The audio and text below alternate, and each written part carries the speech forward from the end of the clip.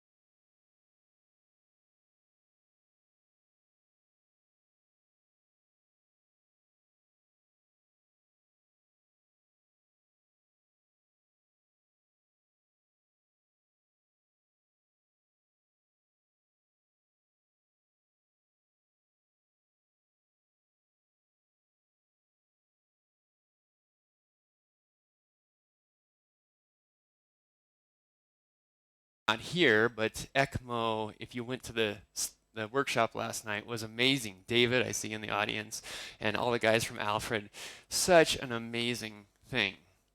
But with that, we have some obligations. As the mavens of resuscitation, we have to approach these technological advancements with some sort of scrutiny and with some sort of obligation to how we care for our patients. So one of the ways I think that we can kind of get this conversation started is looking back through other technologies. If you look through the last 30 years, you've seen that we've had amazing advancements. We've had the personal computer, we've had the phone, we've had the internet, and all of these things have revolved around one basic premise, and that is the invention of the transistor, right? And if you look at how humanity has advanced, we have been able to take this single simple thing and just miniaturize it, iteration after iteration after iteration, down to the level of 22 nanometers is our current technology, with the future advancement in the near future of 8 nanometer size of a transistor. Now in medicine, it's a little bit different, right? We deal with things like this. This is a coronary plaque.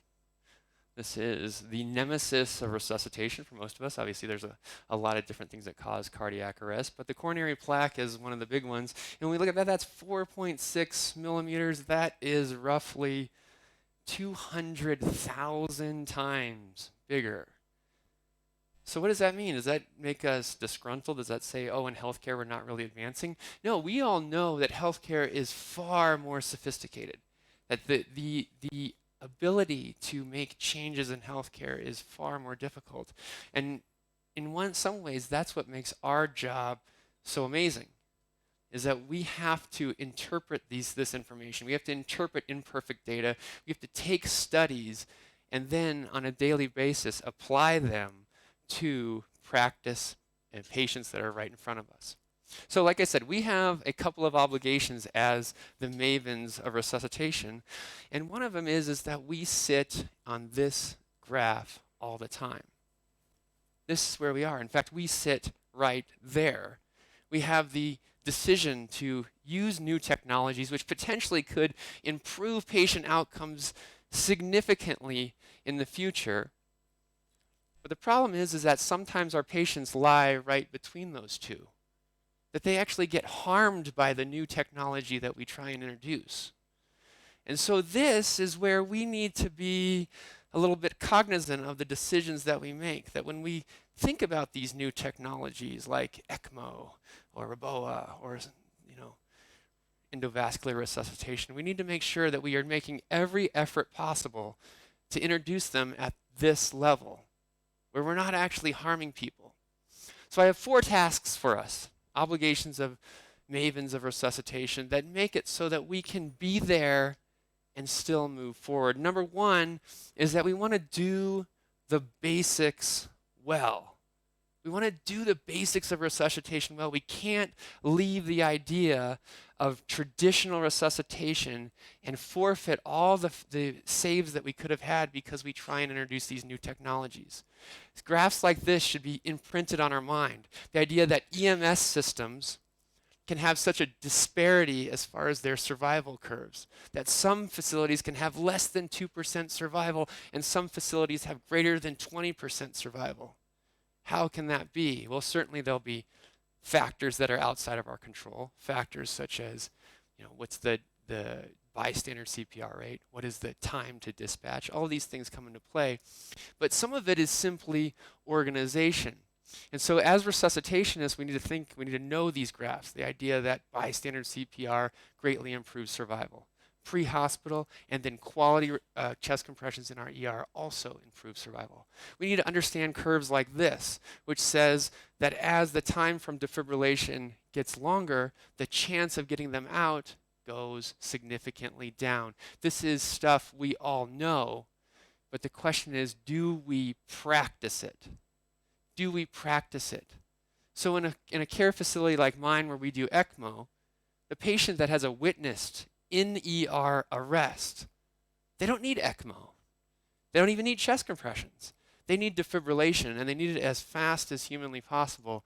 We need to be aware of these. And so when we go back to our hospitals, myself included, we have to give ourselves a report card. In cardiac arrest, we need to think, how many times did we miss the pneumothorax as the cause of the cardiac arrest? How many times did we miss hyperkalemia as the cause of our arrest? How many times did we accidentally misplace the pads, or they came in from the field and we called them refractory VF when in fact they were just not getting the appropriate shocks? And then of course the time to that first shock. These are the things that look embarrassing to us if they occur. No one reports this stuff, right? You don't see this in the literature. We had undiagnosed pneumothoraces 5 times this year. That paper doesn't come out. But when we're introducing these new technologies, these are the types of errors that we can make. So for us, it's all about organization. And you heard this from Sophie yesterday from a trauma setting. It occurs there, and it also occurs in the cardiac arrest setting. You need to organize your people. You need to ergonomically think about your room. You need to set up people that have specific tasks, and they know those tasks well, and they understand the metrics that you are trying to imply. If that means minimize interruptions, shocking through defibrillation, or compressing through defibrillation. These are the types of things that your entire team needs to know about. For us, we've moved to the idea of a nurse-led code. For each of your hospitals, this is going to be different. You have different types of human resources. For us, I work in a facility with no residents. We are physician poor. If we can get 2 physicians in an arrest, that's fantastic. And so what we've found is that by offloading the doc and letting the nurse run the code, we improve the quality of our resuscitations. We do minimize interruptions. We do shock earlier. And we can allow for the types of dosing of epinephrine that you're going to hear about probably later on this morning. The second thing we do is that we've emphasized this doc code team leader. We try and offload them from doing procedures. We want them to be cognitively available. We want them to be able to see the arrest from the big picture, to be able to get the history from the medics, so that when they are making these decisions on whether we're going to implement things like REBOA or ECMO, that we make a good decision based on as much information that is available at the time. Task number 1, do the basics well.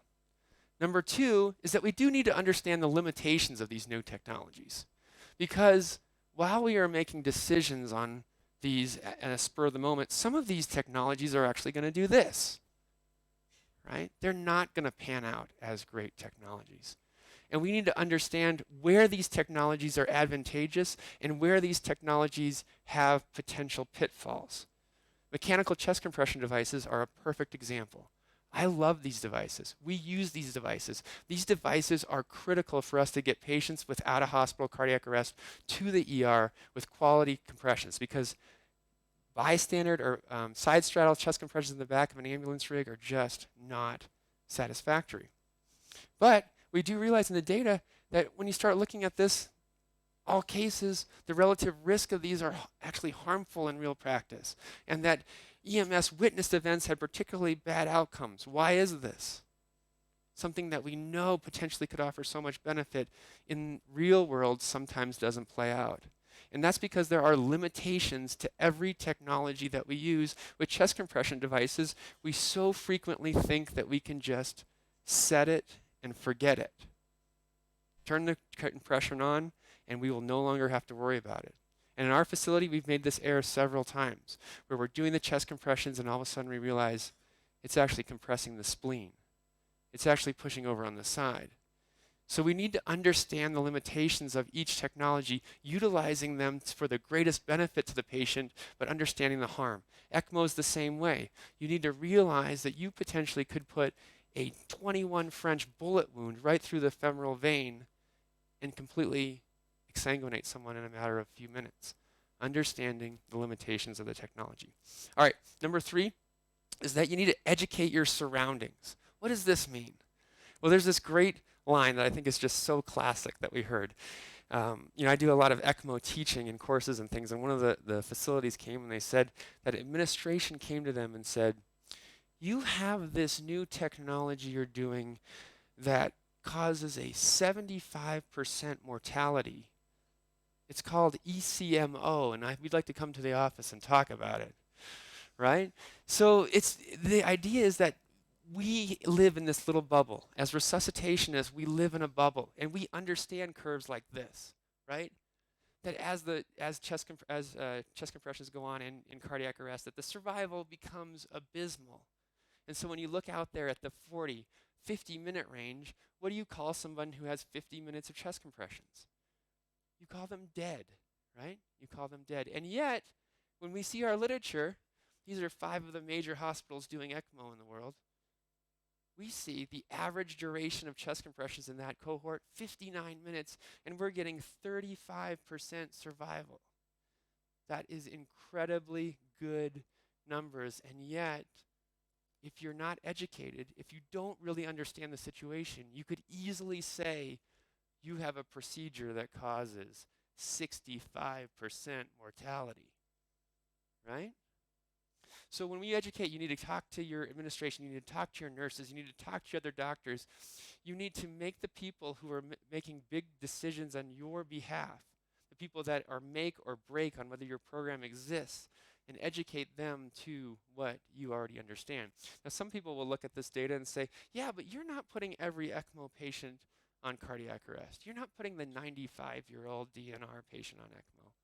Well, one of the good data sets that came out this last year was this one that Josh Reynolds did. And he said, well, what if we take those patients, those witnessed arrest, bystander CPR, initial rhythm, not asystole, what if we took those patients and did the same curve? And it turns out what we all know is true. And that's at 30, 40, 50, 60 minutes of chest compressions, their survival is abysmal. 35% survival is still amazing. All right, so that's task number 3. Task number 4 for us as mavens of resuscitation is that we need to dream big. We need to dream big. Right now in the world of ECMO, we have this discussion on whether we should be doing it pre-hospital. The Alfred is so close to getting this done in Australia. They're doing it in Paris. They're doing it in London. Should we be doing this more in the world? Should we be doing it in the cath lab like Yiannopoulos does? As our facility, we do it with ER physicians in the ER. But there are even bigger ideas than this. If you've seen what Japan has done with their hybrid emergency rooms, this is fascinating stuff. We actually have one of these in one of the hospitals in San Diego, where you could have fluoro at your disposal, just like Yiannopoulos has in the cath lab, where we can have people that are trained in wire placement to help us use endovascular resuscitation in ways that we've never dreamed before. And since Yiannopoulos is not here, I will present his next great idea, which is that someday in the near future, we will be driving semis to cardiac arrest and in the field doing caths with fluoro right by their house. Amazing stuff. Now, what if we really look, though, even at a bigger level? We've talked about putting VF patients on these advanced strategies, dual sequential defibrillation, ECMO. But what about the real burden of cardiac arrest worldwide? If you look at it, it's not VF, right? That makes up about 25% of our patients, and every year that goes down and down. When you look at the non-shockable rhythms, you then start talking about PEA is maybe 20% of that. So the real burden worldwide is asystole. But asystolic patients, as we all know, are dead, right? They're dead. You look at cohorts like this of 180,000 asystolic patients, the favorable neurologic outcome, 0.2%. Why would we even bother with that patient population? Well, as I said, task number 4 was what? Dream big. Dream big. And when we start digging deep into this data, you get some fascinating stuff. And the reason I dig into this is because we've had asystolic survivors from ECMO at our facility. So when you look at these numbers, maybe something doesn't pop out. But PEA, you look at if they get spontaneous circulation back, what percentage of them walk out of the hospital? 19%. Asystole, 17%. Almost the same. So if there was a way that we could reperfuse these patients that were just maybe 2 minutes earlier in VF, who are actually dying of an MI, if we could just reperfuse them, then maybe they would walk out of the hospital with the same chance as a PEA patient, or maybe even a VF patient. Do we have a therapy that can provide rapid reperfusion? We do. We do. It's called ECMO. And so asystole may be one of the things in the future we look into as not a death sentence. Now, if I could have a birthday present for 2019, it would be one thing. And that is something that can neuroprognosticate. Intra-arrest neuroprognosticate. Now, why is that? Because so much of these strategies we're limiting because we think they don't have any brain function left.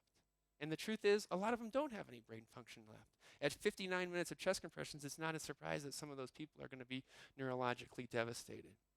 But if we had a therapy or a device or a lab value that could intra-arrest determine that would be huge.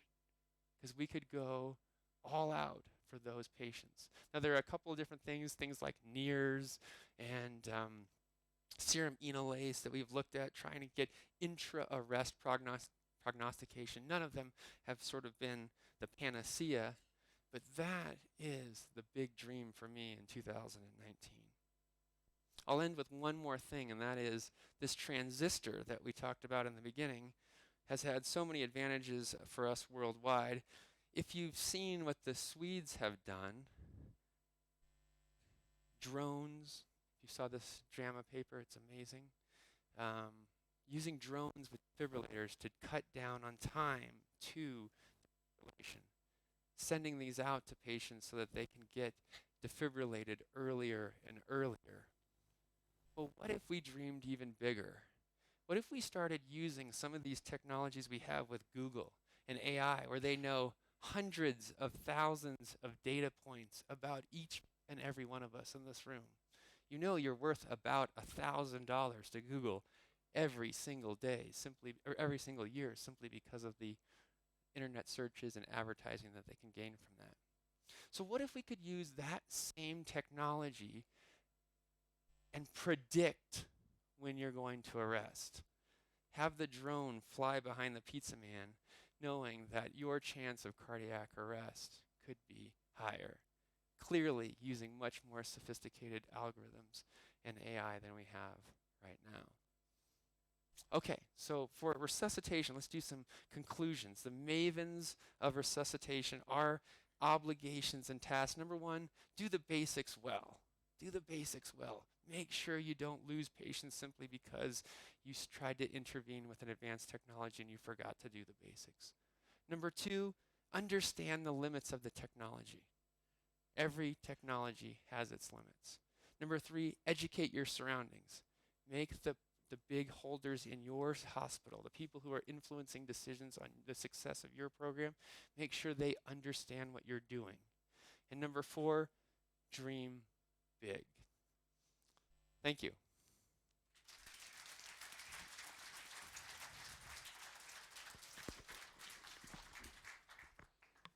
Okay, are there any questions for Zach? Any comments?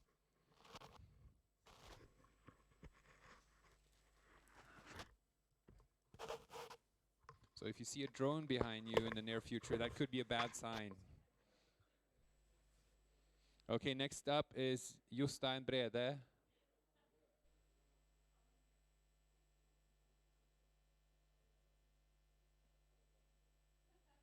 Take it away. Actually, I'm just going to say one more thing. We have a lot of great sponsors in the back, and you have the opportunity to do, you know, try intubations, look at all the amazing new equipment. I would really encourage you to go and have a look at that stuff because it's really cool what they have back there. So don't forget our sponsors. It's because of them that we're able to do this. So thank you. Good morning. You can hear me in the back. Thank you for inviting me here. It's great to be back in Zermatt. Thank you for inviting me to speak to you about our little Norwegian project where we suddenly lose everything. Where we establish REBOA in patients suffering from out-of-hospital cardiac arrest. This is on scene, so it's not load and go, and we're not doing it in the ER. This is on scene, and it's non-traumatic. So this is your regular medical cardiac arrest. This is myocardial infarction and so on. I'm a consultant anesthesiologist working in a university hospital in Norway, partly in hospital, partly HAMS physician, and currently I'm trying to add 3 more letters behind my name with this little project. This really doesn't work.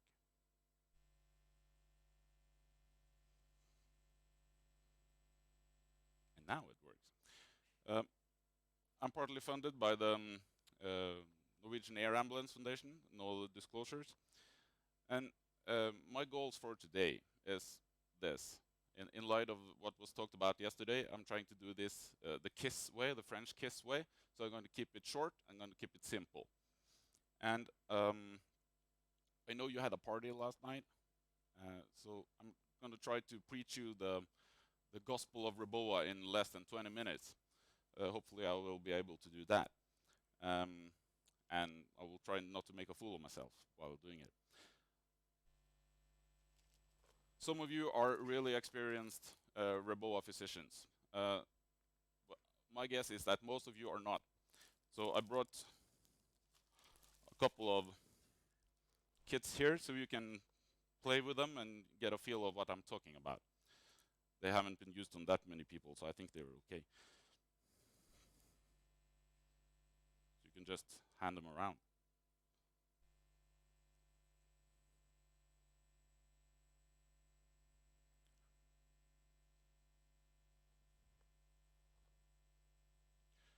REBOA, that's nothing new.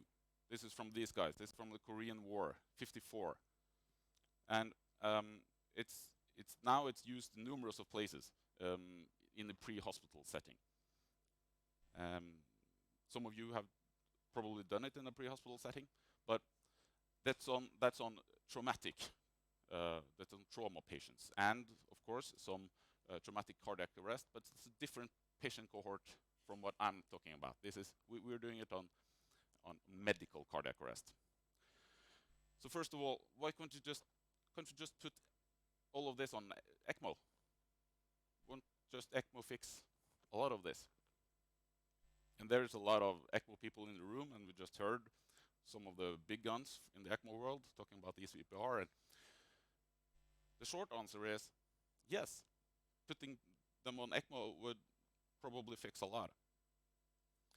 The bit longer answer is no.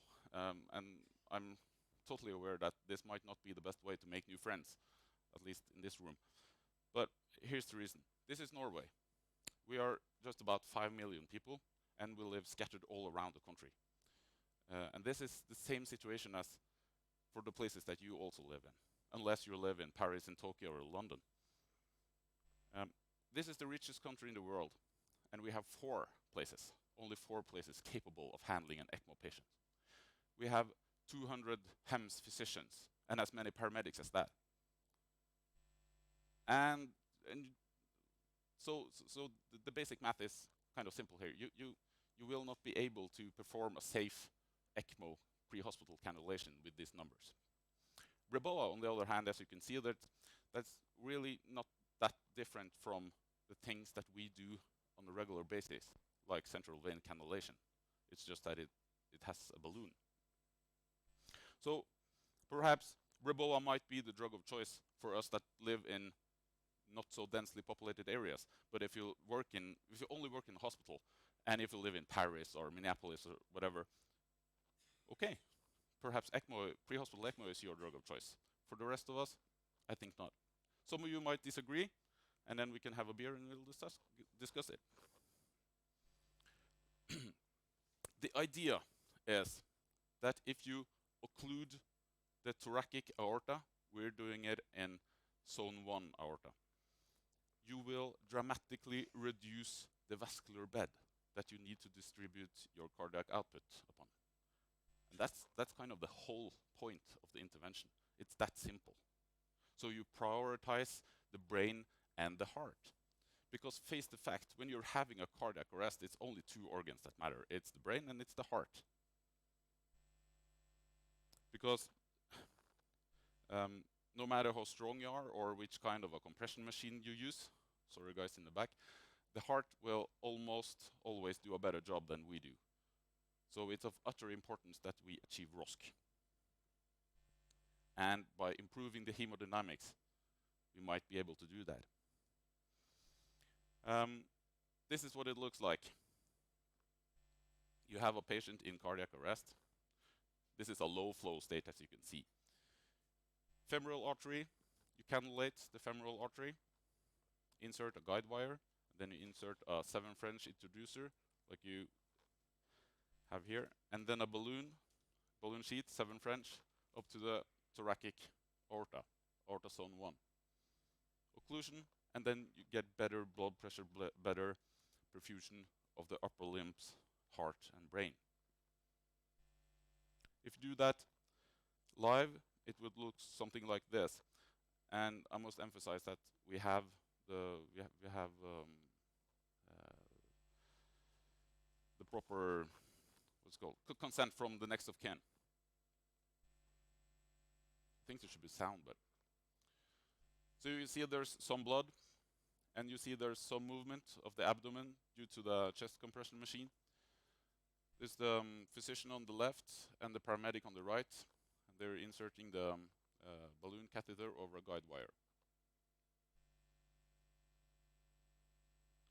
You can also see on the left the physician had an ultrasound machine, because we are doing recordings of the cannulations, so we can check that we are actually doing this in the arterial.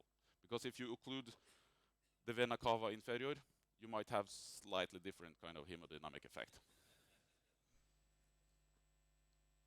Why should this work? Why would this work? And perhaps it's all about the CPP. In this instance, it's not the cerebral, this is coronary perfusion pressure, which basically is aortic pressure minus the pressure in the right atrial, and this is diastolic pressures. For you cardiac arrest guys, you know all about this. And you know about this figure, which is from the landmark paper, Paradise landmark paper 1990, 100 patients. And this is the ROSC group. Maximum coronary perfusion pressure. This is the patient receiving ROSC, achieving ROSC. No ROSC patients had a CPP of less than 15. I'm not saying that 15 is a magic number, but this clearly indicates that increasing CPP might increase your probability of achieving ROSC. And if you occlude the thoracic aorta, you will most likely increase aortic pressure. And given this equation, you will increase CPP. It's that easy. The preclinical studies, they support this. There's been done a lot of preclinical studies. It's better perfusion, better blood pressure, increased rates of ROSC. The human data, well, not so much. There's no systematic data. There's no observational studies. There's some case reports, and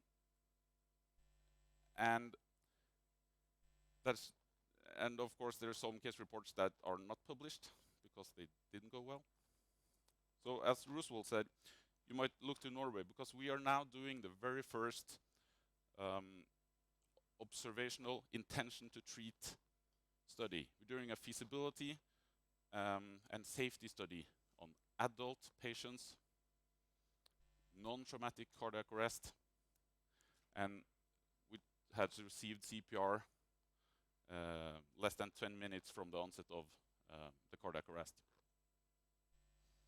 I'll come back to the safety part because that's really important.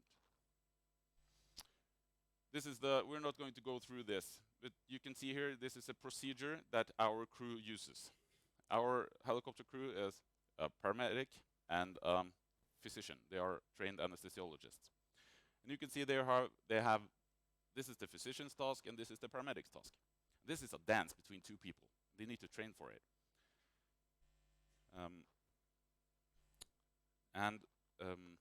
It doesn't really take that long. When we train, we use about 8 minutes. When we do it live, we use a couple of minutes more. And this is from when you read the ECMO cannulations time. This is from when they start trying to cannulate. When I say about 10-12 minutes, this is from the decision time. So the physician says, "Hey guys, we need to do the REBOA." Clock starts. And then we need to fetch the equipment, we need to get the ultrasound, cut the wash, sterile drapes. That takes about 4 or 5 minutes. And the cannulation takes also about 5-6 minutes. To be able to do that, you need to train. And all our providers that have participated in a structured four-step training program. This is the kit. You can see this is what you have out here now. 7 French balloons, 7 French introducer. This is a Seldinger technique set.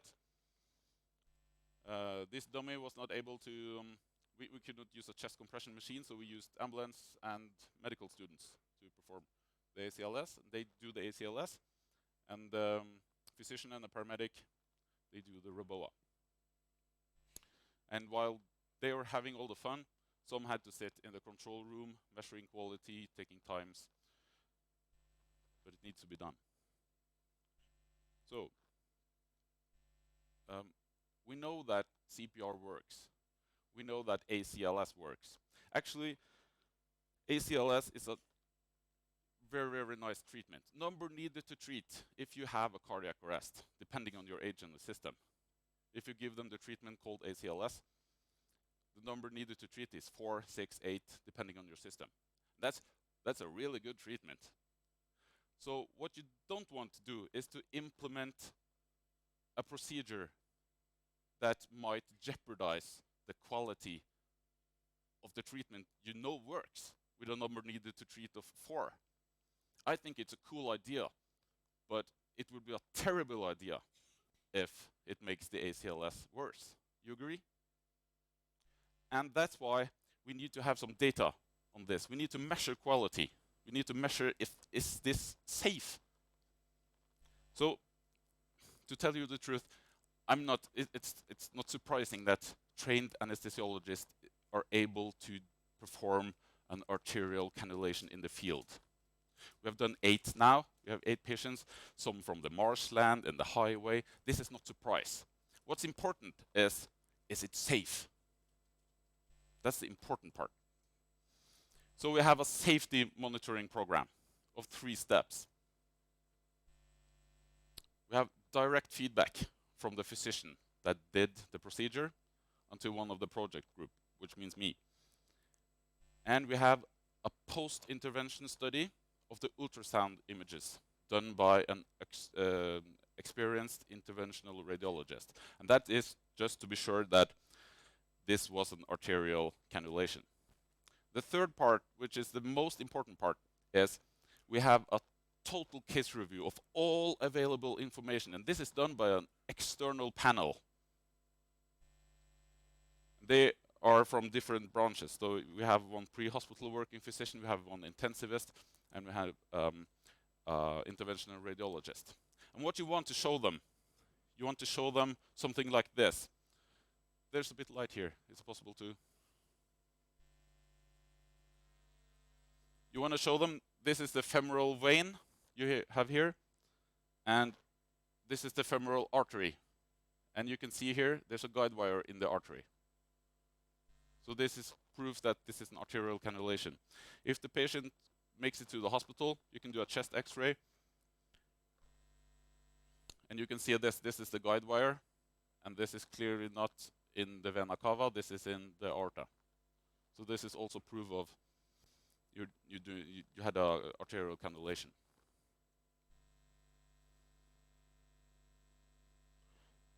Really cool.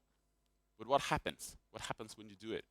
And sadly, we are currently doing the study, so I can't give you all the juicy details. But we have some sexy data. Because of publishing, I can't give you all, but we can see an immediate rise in end-tidal CO2. And it's significant after 30 seconds, 90, 60, and 90 seconds. And we have survivors even after, and you can see the immediate rise of end-tidal CO2 even after 1 hour of CPR.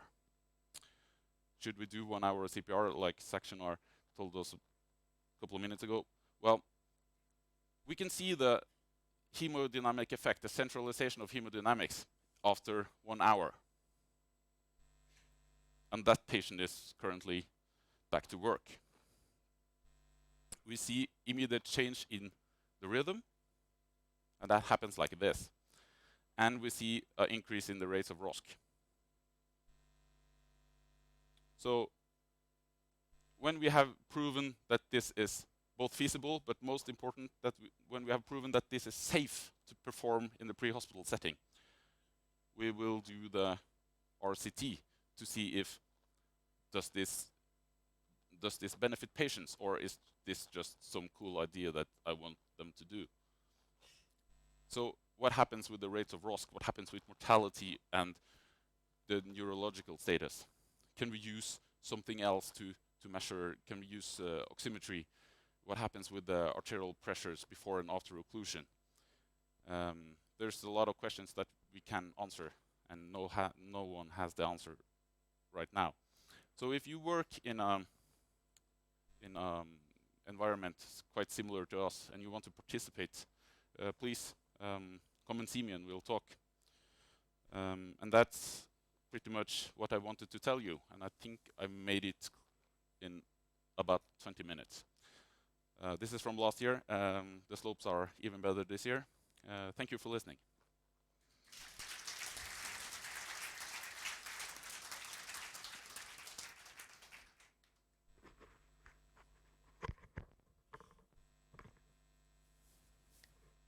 Okay. Yes, we have a question.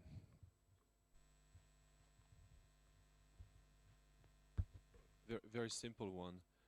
Putting REBOA doesn't contradict thrombolysis.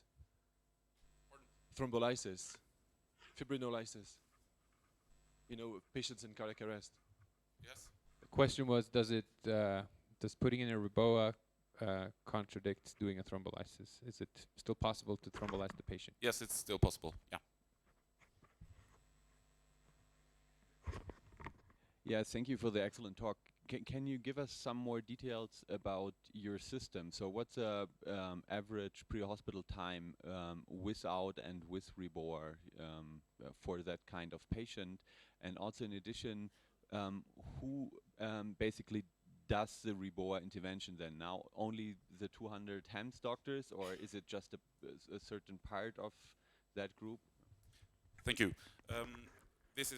This is a pilot study, and we're performing it in central of Norway, in Trondheim. So it's just one air ambulance base that is performing for the moment. Obviously, we need some ambulance crew as well. So after they have intubated and a chest compression machine, and you have an IV or IO access on the upper body, the paramedic and the physician will perform the REBOA while the ambulance workers are doing the ACLS. And it's also important, and they've been trained to do this, is that the REBOA procedure will not interact with any other decision, like we need to do chest compressions with the machine and just scoop and go to the hospital, or we won't prolong resuscitation just so we can do REBOA. This is just an adjunct treatment. So if there's some ethical issues, or the physician says, hey guys, I think we need to quit, then they should do that regardless of REBOA or not. Did that answer your question? Hi, sorry, just a quick question. First of all, great talk, thank you so much. And I think it's great that you guys are not just following the herd and doing something that is bespoke for your system. Are you doing partial REBOA, or are you inflating the balloon fully? Are you testing flows beneath the balloon, or what's your strategy? We are doing complete obstruction, so it's not partly. We're doing total occlusion, and when the team recognizes ROSC, they will deflate the balloon.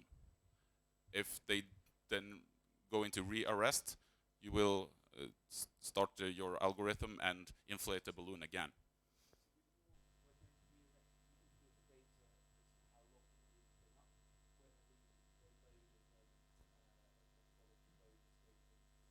Yeah, we have that.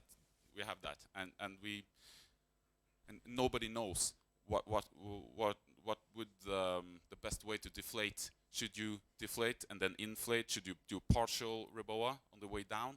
Nobody knows that.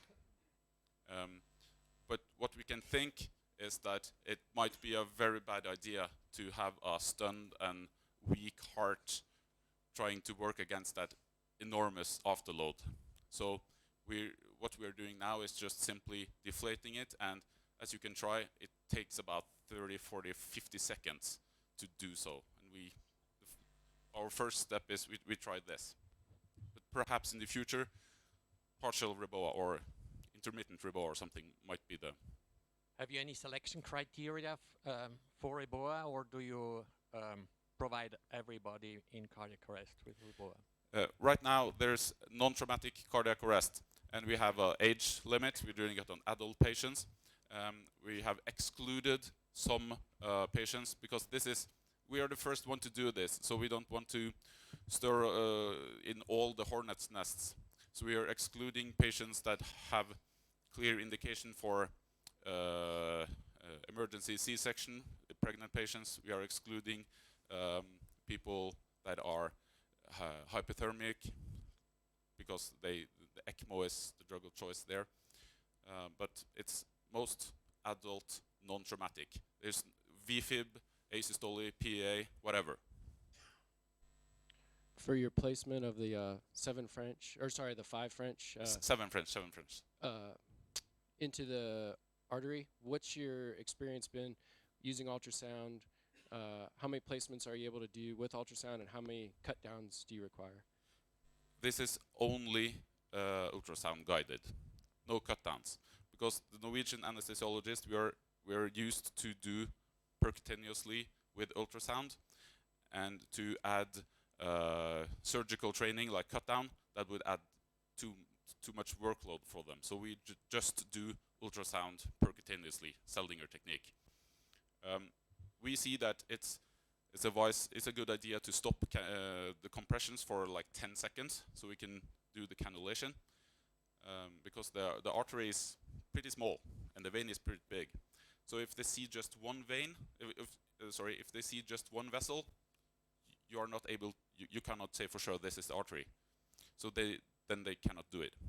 They need to see 2 vessels, and we are not doing this blindly, because studies show that 50% of the pulse, 50% of cases when you have pulse during CPR, that's not the artery, that's the vein. And the blood will most likely be black in the vein and the artery. So we need to have the ultrasound image. We need to see both vessels. Otherwise, we really don't know. Just a short question to this great talk and to your great project. The non-traumatic CPR is actually the same group of patient that we use for ECPR. So do you do ECPR intra-hospital? No. No. Okay, so you have no conflict of interest between these two methods, actually? No. Okay, I understand. We have no good systematic program for ECPR in, at least not in Trondheim, I think not in Norway, all over.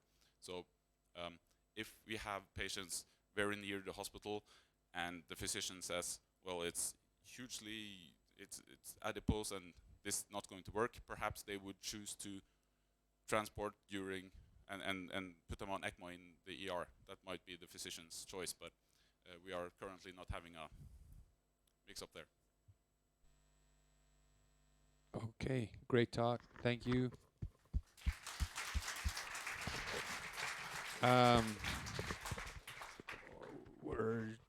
We'll shortly have a quick break, but first another word from one of our sponsors, Corpulse.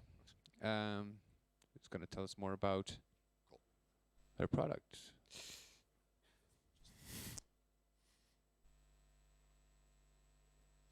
Perfect. Ready, Michael? Yeah, thank you very much. And also thank you very much for placing us right here after those two talks, because I think it perfectly falls in line. So I didn't know the two presentations, but I was sitting in the back there and thinking like, yeah, that's correct. And I will have a few slides, and I think you will you'll very easily recognize that it falls in line perfectly. Yeah, so thanking very much for giving us this opportunity to talk to you for these brief 10-12 minutes. I think that would be good luck for everyone. Maybe that's going to mean that the cloud's going to break up and we get sun like yesterday. Yeah, so yeah, I'll just start very, very briefly, just introducing us, because we have this fantastic international diverse crowd here. So talking to some of you yesterday, I realized some know Corpulse really well. There's a lot of our customers here in the auditorium, and there are some that don't know us yet. So Corpulse, as a full name, it's called GS Elektromedizinische Geräte G-Stempel GmbH. That's a German thing. That is a German thing. So you usually see Corpulse. Corpulse is the brand name. Corpulse is what the devices are called. So who are we? We are a family-owned business, about an hour west of Munich, roughly around 300 people at the moment, very heavily R&D focused. So more than half of the people is in R&D. And then we have our sales partners all over the world. I'm not here alone. I'm here with Christian, one of our CEOs, who's in the back and hopefully was not responsible for the mugs falling down. So we have this pleasure to come here and present. Just a little bit about me. I'm with Corpulse since about 10 years. When I started, we were 68 people. Now we're close to 300, so I've been growing a lot. As a background, I'm a rescue engineer, but before doing that, I actually worked as a paramedic for a while. So a little over 10 years ago was the last time I really used these products on real patients. So now I just see others doing that. Yeah, part of my job is that I do get to come to these fantastic conferences and have to do this hard work. We don't tell everybody back home how this work really happens. Especially we don't really share the photos from the slopes, but maybe every now and then. So I think some of you will remember that from last year. Do you recognize who that is? Ollie, do you recognize yourself? So last year we had this chance to perform that little exercise here. And I mean, which conference do you go to where you have the chance to play with this sort of equipment? And if the next one actually plays, what do I have to do to...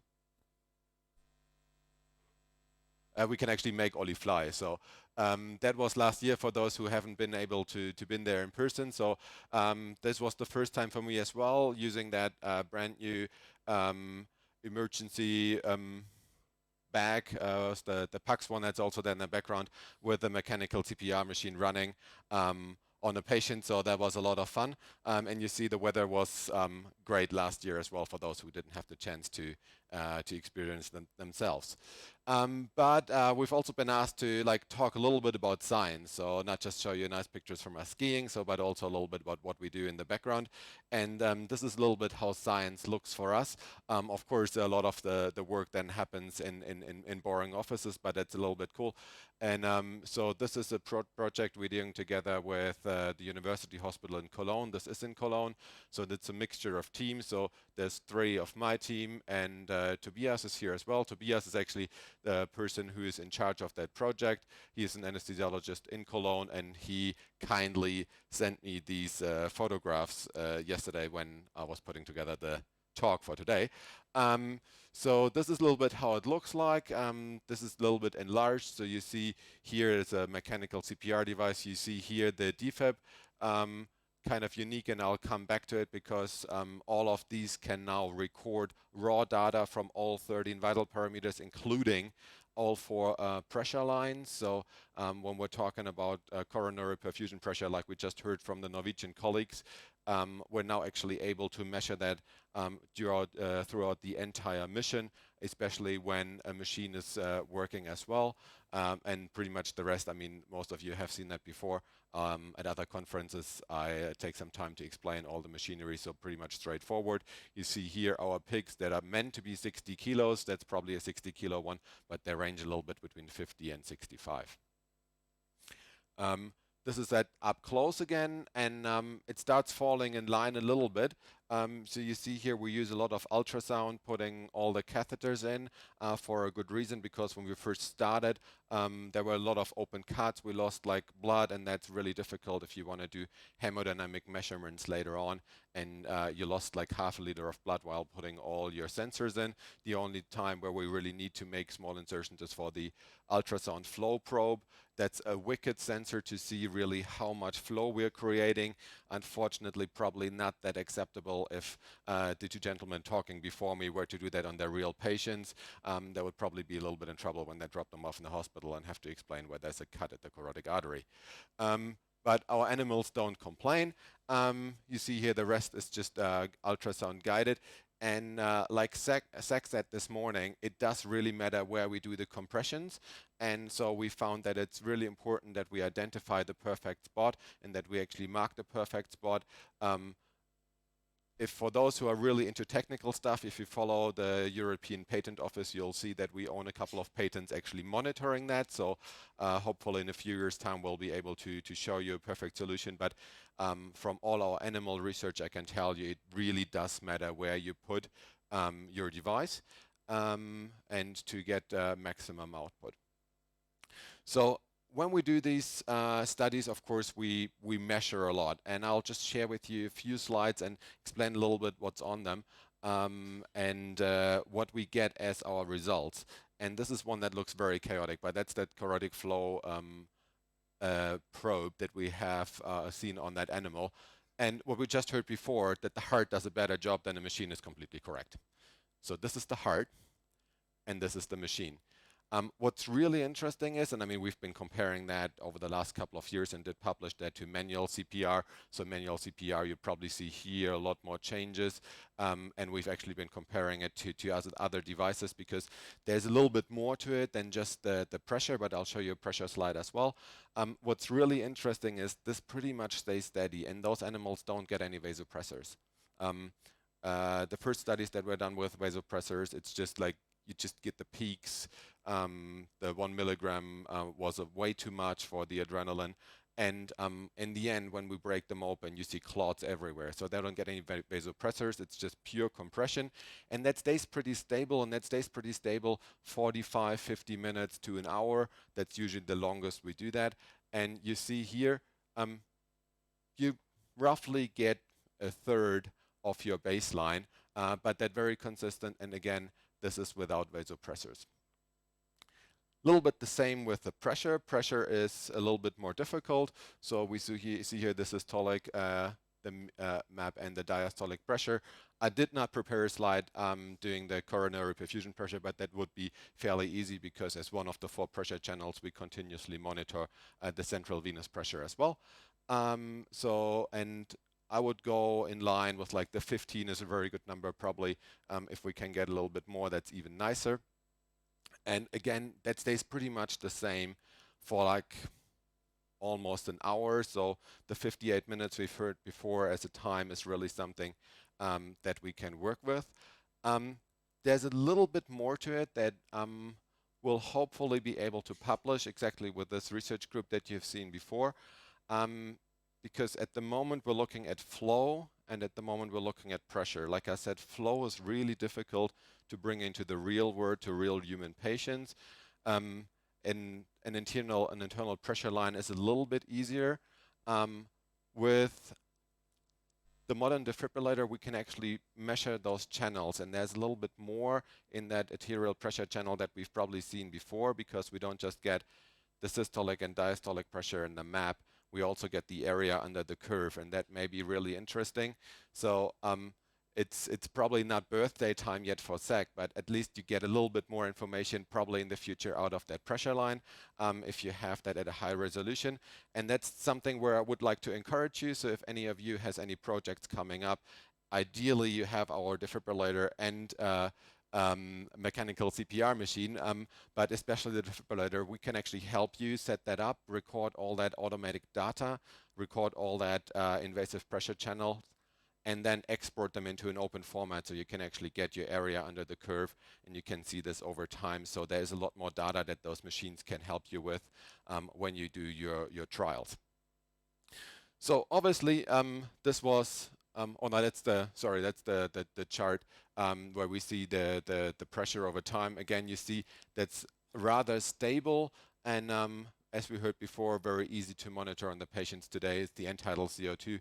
So that's also pretty good, especially for the animal model.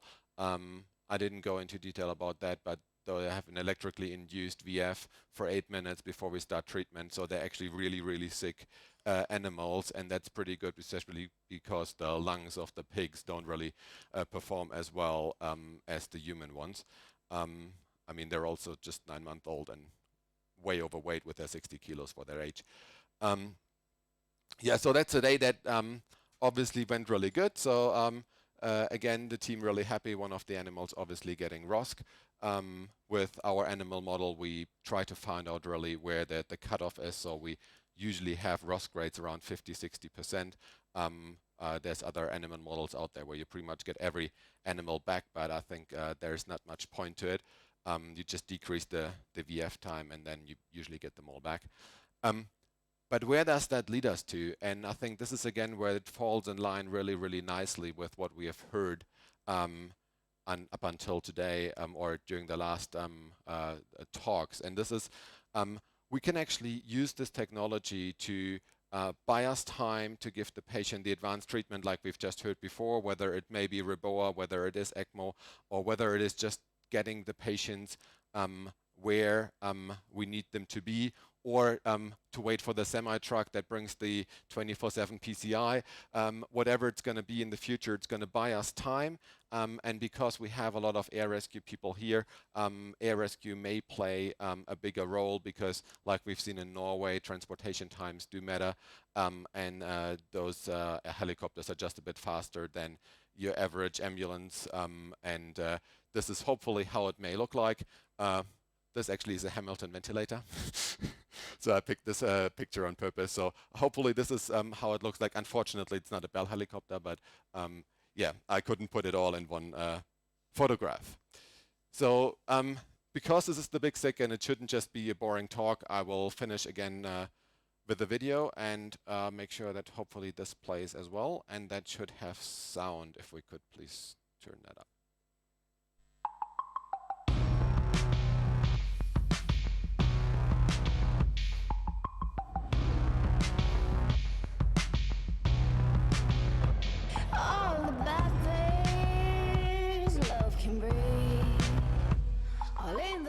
We are 5 people in the crew. So we are 2 pilots, 1 rescue man, 1 hoist operator, and 1 medic.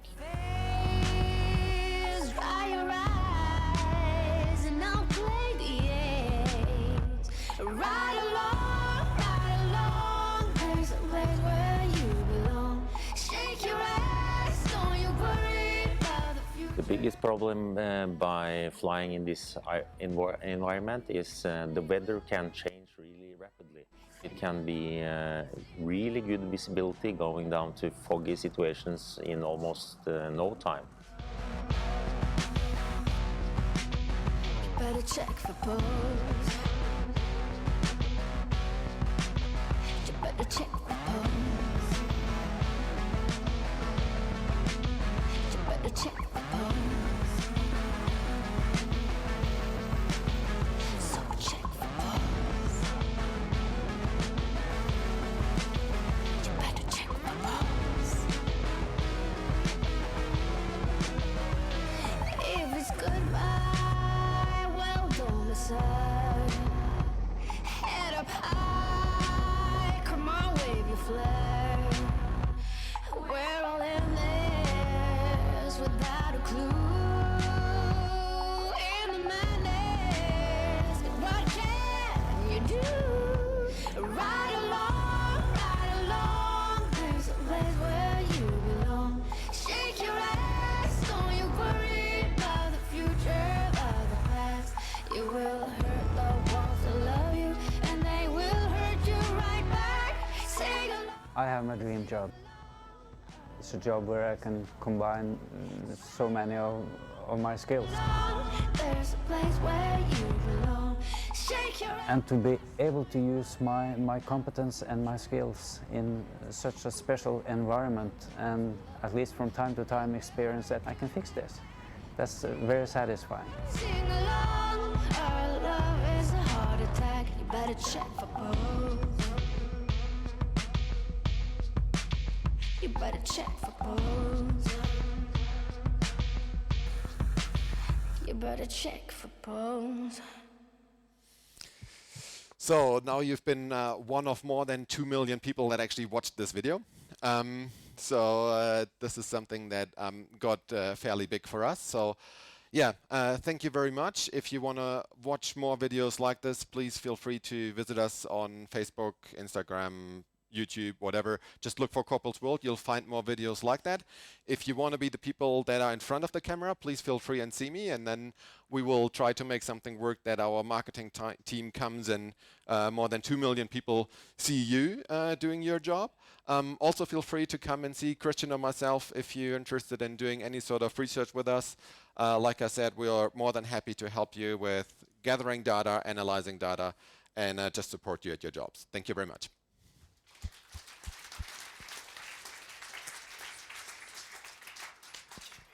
Okay, everybody, it's time for a break. We just need a few minutes to clear out the mess. One of the windows, apparently, in the wind caught some cups or whatever. We're cleaning it up right now, so coffee will be available shortly. We'll have a short break, and after the break, we'll see the recap video from yesterday. So stay tuned for that, and we have awesome speakers lined up as well. So we'll be starting up again at 9:30.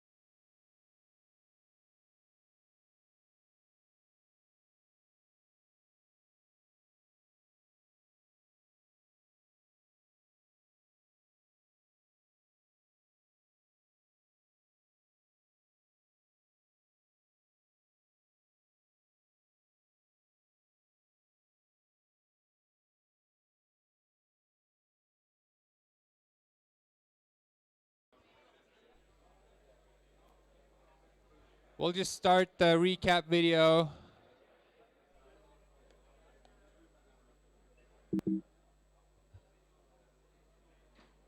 So please take your seats for this next session.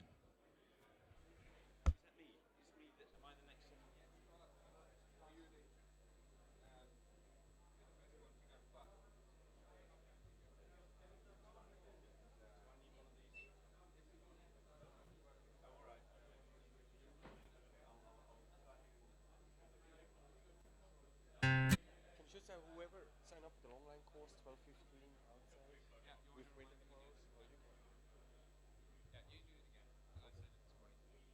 Oh, you said it, right? Yeah.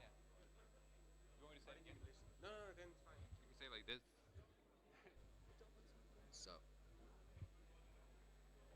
So you said 12:15 outside, right? Yeah, 12:15 outside. Wearing ski clothes. So again, for you guys attending the long line course, it's 12:15 outside the restaurant wearing ski clothes. But before we welcome Professor Deakins to the stage, let's just have a quick look at the stuff that happened yesterday.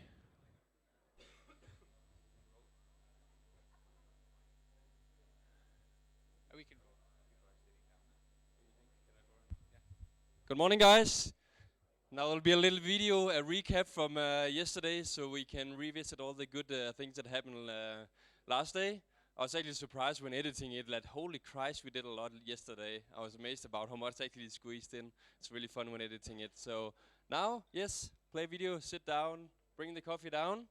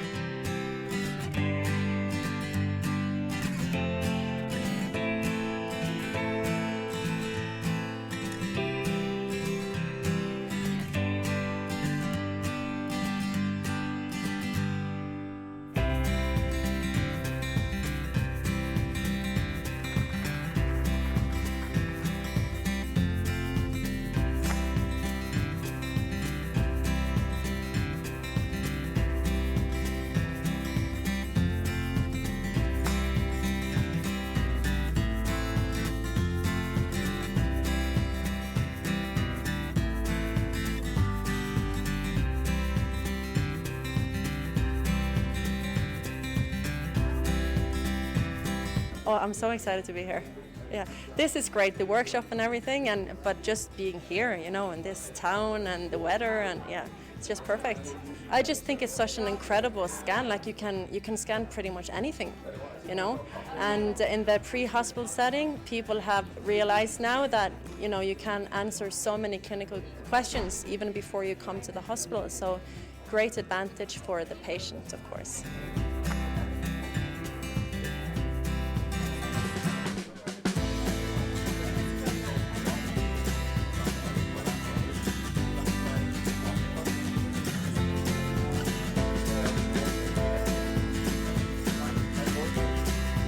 I think if you look from a technical perspective, the machines now they're smaller, they're portable. We can bring them with us in the helicopters or in the ambulance cars, fast response cars. So there's been a lot of technical development, meaning that a lot of new people start to use ultrasound. That could be anesthesiologists, could be emergency physicians, even paramedics and nurses are now using this tool. It's just lovely to be here. So I'm looking forward for the rest of the conference, I can tell you.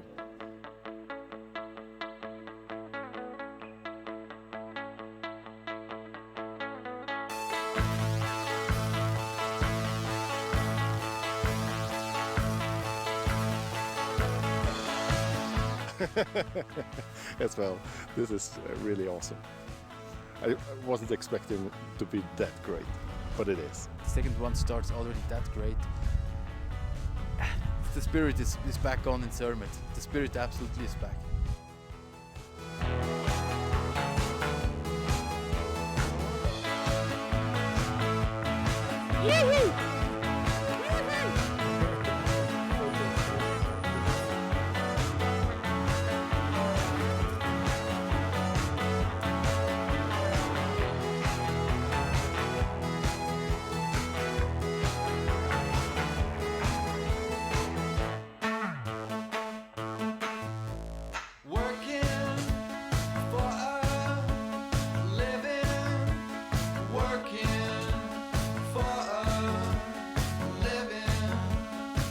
What I like that we have here the same feeling or the same very collegial. You can ask, you can write anything you want, and you get a very clinical and very practical answer. You have here colleagues who talk about things, what they actually do.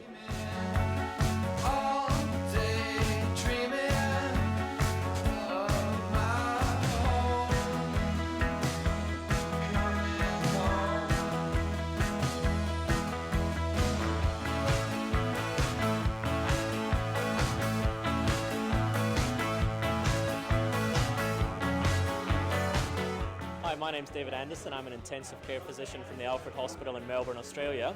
So we've just given a demonstration of putting a patient who's in cardiac arrest onto ECMO, onto a heart-lung bypass machine, as a way of improving survival from cardiac arrest. So we've just given a demonstration to show that it's not as difficult as some people think, but it does still require a little bit of training, and more importantly, it requires a system. My favourite part so far has been getting to meet people from all over the world and realise that we're all pretty similar.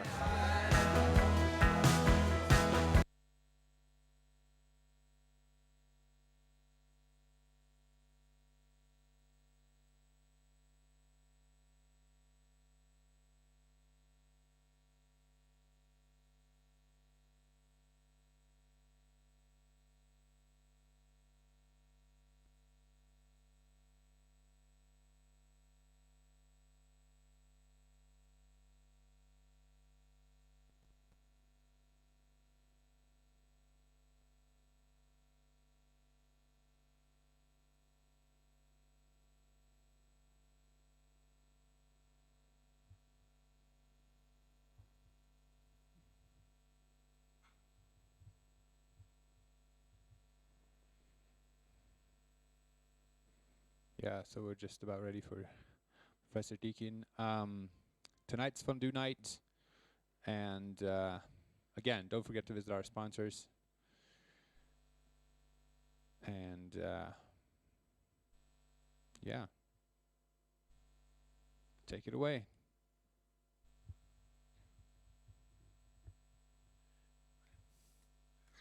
Right, good morning. Can you all hear me? Just about. I think it's probably a good time to speak, because hopefully you're all refreshed with your caffeine to stay awake at least the next 20 minutes or so. It's great to see you all here, and I've had some fantastic conversations with some of you in the meeting in the bar last night. I thought it'd be quite useful just to talk a little bit about some of the controversies in resuscitation that are out there at the moment. I'm an anesthesiologist by background. I do mostly cardiac anesthesia and also quite a lot of pre-hospital care as well and air ambulance work. But a lot of my time over the last 20 years has been spent involved with the resuscitation guidelines for cardiac resuscitation, which you'll all of course be familiar with. And they are all coordinated through ILCOR, the International Liaison Committee on Resuscitation. So I've been involved with ILCOR for that period of time and led on the ALS guidelines for the 2005-2010 revisions and also for the 2015. So partly to blame for any bits of the guidelines you don't like, but I'm happy to take the credit for the bits you do like as well. But obviously in the short period of time that I haven't unfortunately got time to cover all the controversies, and I think it's probably fair to say that if you look at the resuscitation algorithm, both the basic life support and the advanced life support, probably the entire thing is controversial to some extent, not least because we've tried to make it as evidence-based as we can, but the difficulty is there's very little evidence on which to base it, and that inevitably means that quite a lot of the guidelines are what we think are best practice, and inevitably that means that there's quite a lot of debate about what what is best practice. So in the time I've got, there were just some particular areas I wanted to talk about in terms of some controversies. First of all, the chain of survival, I just want to say a few words about. Then we're just going to have a quick look at mechanical chest compression. I know that's been covered in various aspects by some of the other speakers. A few words about adrenaline, which is probably the main bulk of what I want to talk about. Adrenaline is, of course, quite controversial at the moment, not least because there's been a big adrenaline study that's been published that I was involved with. Dual sequential defibrillation is all the rage, and I want to tell you why it shouldn't be. And a few words to finish in terms of therapeutic hypothermia. So you'll all be familiar with the chain of survival, and it sort of pops up all the time in terms of teaching courses and things. So the chain of survival has evolved over the years, and I appreciate there are a number of iterations, but they all essentially have the same message, in that for someone to have a cardiac arrest and survive neurologically intact, which is what the game is all about, then all the links in the chain of survival need to be intact, from early recognition and call to help, early CPR, early defibrillation if it's indicated, and post-resuscitation care. Most of you are probably too young to remember, but the very early iterations of the chain of survival didn't have a post-resuscitation care link at the end. It sort of ended here. But there's been a lot of good evidence over the years that post-resuscitation care, if done well, can at least double neurological survival for patients who get to intensive care units. That's actually a very important ring at the end. So one of the issues, I think, is that the chain of survival doesn't really emphasize what's going on at each of the links. And in terms of the potential for survival, this is obviously the same 4 links, but redrawn so that the area represents the numbers of patients going through each of the links. And essentially, the message is, in terms of your patients surviving, you've got a lot more potential to have, there are a lot more potential survivors in these early rings, slightly fewer here, than there are down at this far end post-resuscitation care. So although we spend a lot of time talking about post-resuscitation care and all the clever things that we can do, if you want to actually increase the numbers of survivors, the emphasis needs to be at this top end of the chain of survival. And that really is involving the public in terms of early recognition and call for help, and certainly bystander CPR. And systems that have focused on that, where there's been a lot of public education, where ambulance services have improved their dispatch CPR, giving CPR instructions over the phone, where there's been a lot of effort in terms of trying to improve bystander CPR, have all consistently shown very significant increases in overall survival. I would love to say, not least because I spend most of my life down at this end of the chain, to claim similar with these links, but actually I can't, and although we've probably made small differences in improvement, and we'll hear great stories about individuals being saved, overall there's been very little improvement in survival down at this end of the chain over the last 10 years or so, and most of the improvements have come at this end. So this is the end we really need to be concentrating on if we're going to make some big differences. And of course there's lots of clever technology now in terms of trying to link all these public access defibrillators with mobile phones, having networks of bystanders who can be alerted and able to respond, and get CPR going and bystander CPR going before the ambulance service arrives. And even bystander CPR, even performed badly, can at least double, if not treble, the chance of someone's survival.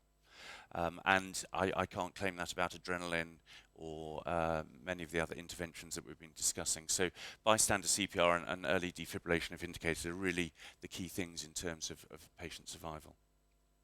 Anyway, I'm going to drift slightly towards those smaller links in the chain of survival in terms of some of the controversial aspects. And mechanical chest compression, I'm sure you're all familiar with. I'm sure most of you have used it out in the field or in hospital. And the background to it is obviously manual CPR can be done well, but it's often done badly. We know from a lot of studies it's done badly, both in terms of rate and depth of compression. Humans fatigue, and again, there are lots of good studies showing that the quality of CPR declines rapidly over time unless you change rescuers around. So mechanical chest compression devices have all been invented to try and take over from humans and improve the quality of CPR. There are a number of devices out there. I only show these just as examples. These are probably the two main ones that are out there in the field. And like so many things in medicine, the animal work showed very significant success rates in terms of improving blood flow compared with manual chest compression. And it was thought that it was going to be fairly obvious that if this was all translated into clinical practice, it was bound to make an improvement in outcome. The devices work slightly differently. There's the sort of thumper type, which mimics obviously chest compressions. The autopulse device is a sort of circumferential thing which compresses the whole chest. But both certainly in the lab have been shown to produce quite reasonable forward flow during CPR. So the manufacturers all claim that their devices are better than anyone else's. Don't believe that. There's no evidence that any of them are any better than any others. Now I don't want to blind you with data and whatever. So I don't look at any of the numbers. Just look at these little pictures and triangles. I thought you could cope with triangles at this time of the day. So these are forest plots, which hopefully you're vaguely familiar with, at least. But essentially. Anything to this side of the line favours manual CPR, anything this side of the line favours mechanical CPR. And the reason I think it's quite nice to look at these sort of graphs is that it gives you a spread of the results and the confidence intervals that are out there, so that you can get a sort of rough idea how good the evidence is or not for whether these devices have worked. So there have been a number of studies looking at the Lucas device, and essentially you can see that, if you add them all together, you get this little triangle here, which sort of sits on the odds ratio of 1. So there's no evidence in terms of the Lucas device that it makes any difference in terms of outcome.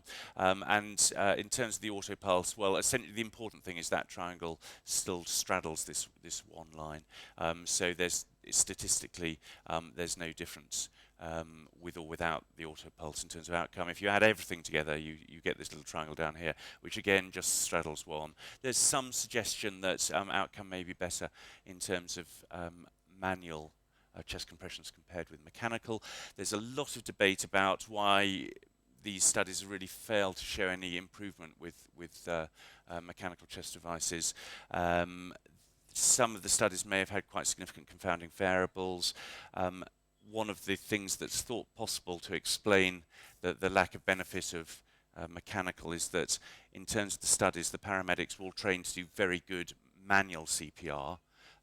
So that's not really the real world, in that often manual CPR isn't that good.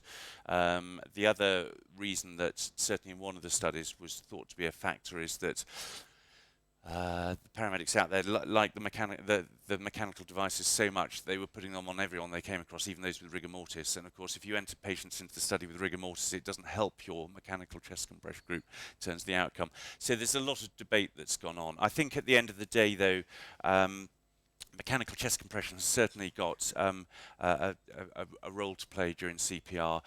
Personally, I'm a big fan of mechanical chest compression devices. I think they transform the management of a cardiac arrest in terms of having the chest compressions going continuously and not stopping.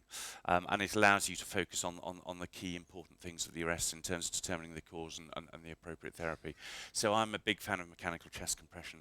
And of course, in the pre-hospital environment, it comes into its own in terms of being able to carry on CPR while you're moving the patient around. So it's here to stay. There's still a lot of debate. The guidelines are a bit ambivalent about it, saying use it if you want to, but you don't have to, sort of thing.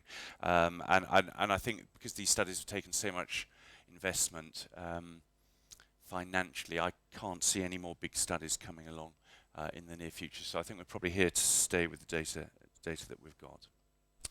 So moving swiftly on, I just wanted to say a few words about adrenaline, which is probably, of all the things we're going to talk about, perhaps the most controversial.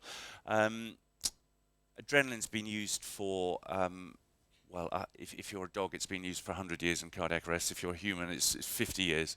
But I'm not on the face of it, it makes a lot of sense with adrenaline to use adrenaline for cardiac arrests. It's very powerful chronotrope, so it increases the heart rate. It's very powerful anotrope in terms of it's increasing the force of contraction, and it makes perfect sense that it might help in terms of cardiac arrest. The dose of adrenaline that was originally recommended in the 1953 guidelines was 1 milligram, and it hasn't changed, and that's because there's really been very little evidence. So many of you will be aware of the Paramedic 2 that was published at the end of last year before. Sorry, time's going very quickly. Just over 18. Just about 18 months ago or so. And this was a big UK randomised study involving about half the UK ambulance services, where about 8,000 patients were recruited. Half were randomised to placebo, which was essentially saline, and half were randomised to adrenaline, so the standard 1 milligram every other cycle.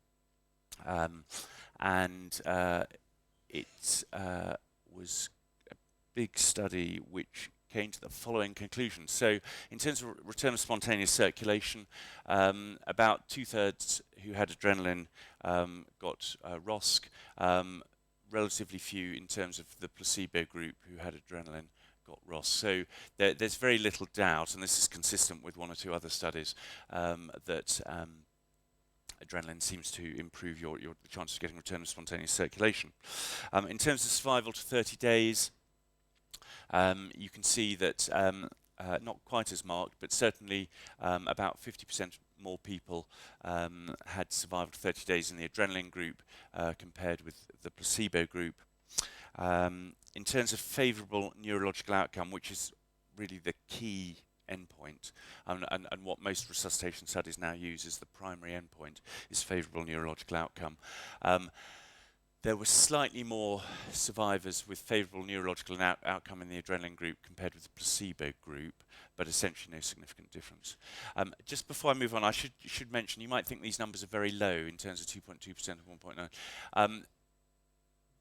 In terms of the data in the study, only those in cardiac arrest who got on to need adrenaline were actually entered into it. So in terms of the 8,000 recruited into the study, 600 survived but were not entered into the study because they got ROSC before adrenaline was actually given. All right, so it's not that in the UK we're really bad at resuscitating our patients. I don't want you to think that.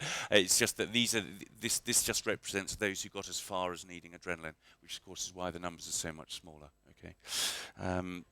And then there's been a lot of debate about this because in terms of poor neurological outcome, there were quite a few more in the adrenaline group compared with the placebo group. So essentially 39 in the adrenaline group compared with 16 in the placebo group. So these numbers are relatively small, and this is from 8,000 patients that are entered into the study. All right. So initially, I mean, the press picked the study up when it was reported, and they were saying, "Oh, adrenaline worsens, will kill you," in terms of brain function and things. But actually, in terms of numbers needed to treat, this represents for every 120 patients given adrenaline, one will end up with worse neurological outcome. All right, and overall there were more survivors with good neurological function. So the debate is whether you want to avoid having patients with worse neurological outcome, or whether you're going to focus on improving neurological outcome for a greater number of patients. So there's been quite a lot of debate about that. So if we look at these little diamond shapes again, this has just been published actually in terms of a meta-analysis of all the adrenaline studies ever done. Adrenaline for cardiac arrests. There were 3 studies that were included in looking at ROSC, and it's pretty clear in terms of odds ratios. You're 2.86 more times likely to get ROSC with adrenaline than without. So as I say, for ROSC that's pretty good. Survival to hospital discharge. You are more likely with adrenaline to get survival to hospital discharge. You can see the odds ratios are 1.11 to 1.86, so it may not be a great effect, but you are certainly more likely to survive to hospital discharge. That doesn't categorise you in terms of your neurological status, but this does, and overall with adrenaline, sorry, it's a bit small here, but essentially if you look at the odds ratio 0.9 to 1.62, there's no evidence that adrenaline improves your neurological outcome because this doesn't cross one. Giving adrenaline does not result in greater numbers of patients overall when you do the meta-analysis with better neurological outcome. So there's a lot of debate now in terms of the guidelines whether we stick with what we're doing with adrenaline, whether we need to change it or whatever. If you look at all the other data that's out there, it seems fairly clear to me, at least, although maybe not everyone who writes the guidelines, that I think probably adrenaline is a good drug, but we give too much of it.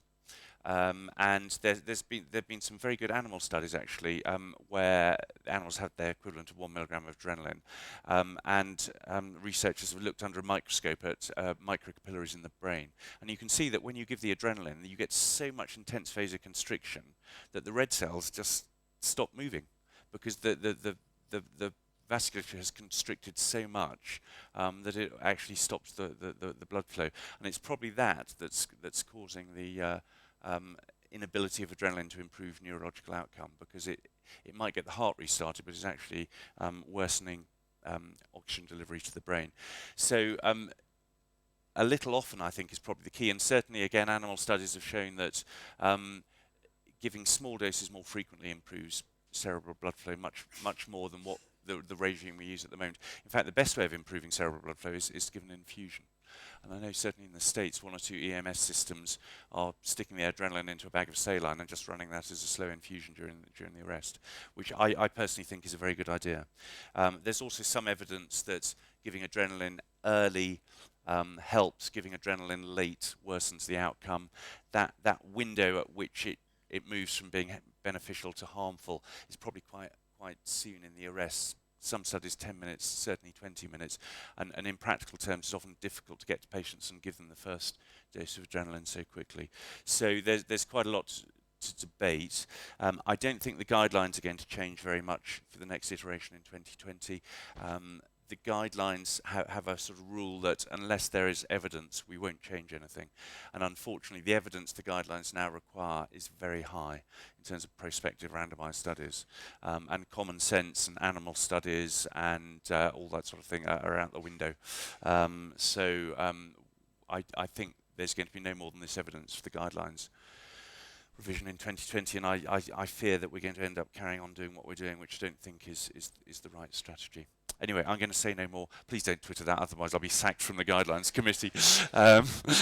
Anyway, so moving on very quickly then, I just wanted to talk very quickly about dual sequential defibrillation. Hopefully most of you will recognise that as VF.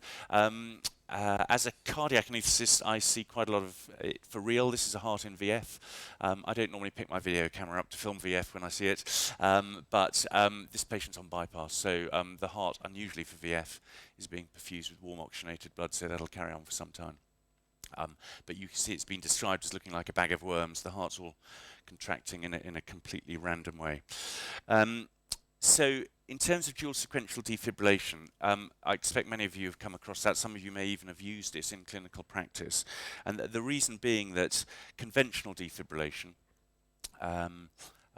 often doesn't work, or patients go back into VF. So this is some interesting data from Rudy Costa's group, looking at the numbers of VF episodes in cardiac arrests of almost 500 patients. And you can see actually it's pretty unusual to have a single episode of VF. It's very common for patients to have significantly to go back into VF after they've had VF before. And in fact, about a third of patients end up having 5 or more episodes of VF. So VF is actually quite common. So once you've shocked your patient back into a perfusing rhythm, you need to just be very aware that you may see more VF as you carry on your resuscitation care. So dual sequential defibrillation, double sequential defibrillation, it's sometimes called, essentially involves putting on 2 pairs of pads, either side by side like this for anterolateral, or some people describe doing front to back with 1 pair and anterolateral with the other. And then you have 2 defibs and you fire them more or less at the same time. And there are all these case reports in the literature about how fantastic it is, and it's how it saved their patient after 10 conventional shocks. The problem is, if you do dual sequential defibrillation, it doesn't work. You're not going to write it up, are you? So in terms of publication bias, you end up with all these stories in the literature about the odd patient here and there where dual sequential defibrillation has worked, and none of the patients where it hasn't worked end up getting reported. So more electricity is not necessarily better. So if I was going to set up in business as a defib manufacturer, I'd make a defib that delivers 1,000 joules, because you could say that it's the only defib on the market that is guaranteed to terminate VF, all right? Because it would. And so terminating VF is not necessarily the end point. 1,000 joules would probably put patients into asystole, wouldn't it? So putting 2 pairs of pads on and delivering 360 joules or whatever does not necessarily mean that if you get the patient out of VF, that you've done them any benefit if they're in asystole, or if the heart's been damaged so much by the electricity that even if it goes back into a perfusing rhythm, it's going to be able to contract.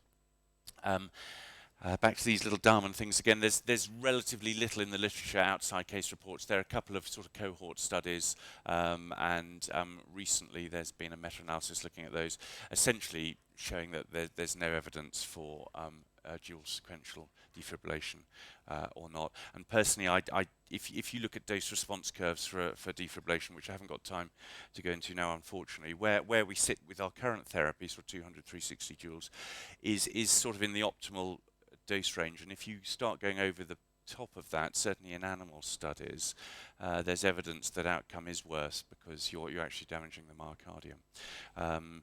The other warning for those of you who do like using dual sequential defibrillation, there has been the first case report, and I suspect not the first to appear in literature, that there are likely to be more, where 2 defibs have fired, and essentially one defib has damaged the other defib by passing its current back into the other defibrillator, and has completely wrecked the second defibrillator. And they didn't realise that until they went to the next VF arrest where their defib wouldn't work. So just be aware, those of you who think that it might help your patients, that certainly the manufacturers are not great fans of it for that reason alone. And there is no clinical evidence at the moment. There is a study going on in the States, though, so maybe we might know in the next few years. My personal theory about why dual sequential defibrillation might work for the odd patient is that I think pads are often put in the wrong places. I think we heard a comment about that from one of the other speakers this morning. Here is a patient being treated by London Ambulance Service, and here is their apical pad over their spleen, and obviously the guidelines are you would ideally have the pad up here. Here's a lady on some TV program encouraging people to use defibs. You can see again. You can see where the pad is here. Good on her for trying to encourage people to get defibs. But if you're going to put your apical pad down here, it's going to be a bit of a waste of effort. So I think the most important thing in terms of defibrillation is to make sure your pad's in the correct place. I often think with dual sequential is that by putting on a second pair of pads, you actually end up putting them in a better place than your badly placed first pair. So I think you probably need to do no more than just make sure that your pads are in an optimal position. And it's this pad that's the culprit, really. This pad generally tends to get stuck in the right place. This one, I mean, the guidelines say mid-axillary line, roughly level with where the V6 electrode would go. So it's right round the side. The aim is to have the heart essentially between the 2 pads. And lots of people put it down here. And I think the heart's somewhere up here. So current pathways down here just catch the edge of the heart and don't work. So anyway, that's my thoughts about dual sequential defibrillation. Moving very rapidly on, and we've got a real expert following on from me, so I'm not going to dwell on this too much. But therapeutic hypothermia has sort of come and gone a little bit in terms of resuscitation. Again, like so many things, early animal studies were quite promising. The main aim of therapeutic hypothermia is to protect the brain, and certainly for out-of-hospital cardiac arrests, neurological injury is the commonest cause of death, and it's the brain that is particularly at risk for out-of-hospital cardiac arrests, usually because of the quite long downtimes. Not quite the same for in-hospital cardiac arrests, where multi-organ failure and cardiovascular issues tend to be predominate. But certainly even in hospital, neurological injury is relatively common. So therapeutic hypothermia has sort of aimed at trying to minimise neurological injury. the very first study, the HACA trial, hypothermia after cardiac arrest, concluded that hypothermia was neuroprotective and demonstrated that there were greater survivors in the cooling group, and sort of based on that it found its way into the guidelines.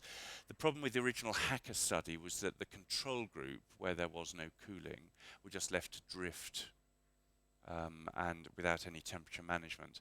And after cardiac arrest, it's almost inevitable that you end up with an inflammatory response, and that inflammatory response causes a pyrexia. And pyrexia, we do know, is really bad for your brain. Really, really bad. And there was a suggestion that actually it wasn't the cooling that was the benefit. It was the fact that the outcome was worse in the control group, who were just left to become pyrexial. So subsequently, there have been a number of studies, which I haven't really got time to go into a great deal of detail. This meta-analysis was published at the end of last year, which is the sort of latest where we are. Again, you can see this diamond crosses one, so essentially no evidence that it's of any great benefit. You could argue, I hate the word a trend towards, because it sort of slightly ignores all the statistical things. But anyway, I'm going to say it. There is a trend towards hypothermia. Personally, I am a great believer in hypothermia. I mean, as a cardiac anaesthetist, we use hypothermia routinely in all our cases undergoing bypass, where we cool them to about 33 degrees centigrade just for neuroprotection. If we don't or can't do that for any particular reason, it really does risk neurological injury in patients. Now, that I appreciate that's a controlled elective situation, and it's all very different in cardiac arrest. All I would say is that there is no real evidence that cooling harms your patients in terms of neurological function, and that there is some evidence that it may be of benefit. So the current guidelines at the moment, in terms of cooling, are to avoid pyrexia, and you can't do that just by letting the patient's temperature drift. All right. Usually paracetamol and tepid sponging are not effective in terms of maintaining the core temperature below 37.5 degrees centigrade. So even if you don't believe in cooling, you will probably need to be a little bit more proactive than just paracetamol and tepid sponging in terms of keeping that temperature down. If you do believe in cooling, then the guidelines are essentially choose a temperature between 32 and 36, and cool the patient to that for at least 24 hours. Personally, I tend to go at the lower end of that, and cool my patients for at least 24 hours, sometimes a little bit longer if they've had long downtimes. But I think the main thing is to avoid the pyrexia. And I think one of the inadvertent issues that has crept up at the moment is that people have read the guidelines and said, oh, we don't need to cool anymore and we won't bother. And actually, lots of patients have now started drifting into that pyrexial range, which is a disaster for their outcome, and that's what the guidelines never intended. So you could say you don't believe in cooling, but hopefully you don't believe in pyrexia either, and you need to avoid that, which is probably the most important of those two factors. So that's a very quick gallop through some of the more controversial things. I was going to talk about airway things as well, but I won't, because A, you've probably heard enough of me talking, and B, I think Richard Lyon is going to cover that in his talk as well. The next iteration of the guidelines, certainly for Europe, is out in 2020, so it's not that far away, is it? That's next year. So it's going to be interesting to see what comes out. I suspect there aren't going to be any major changes, as I say, because the Guidelines Committee have now set the bar so high for changes that we struggle to get any research that crosses that bar and allows us to use it for changing the guidelines. That in itself is another whole area for debate. The current guidelines and any future ones are available to download for free on the European Resuscitation Council website. I think they're quite a good read, but if you want to download them, that's where to get them. So thank you very much for your time. I'm very happy to take any questions, comments, abuse, or whatever you've got for me in terms of the guidelines. I'd really value some feedback. Thank you.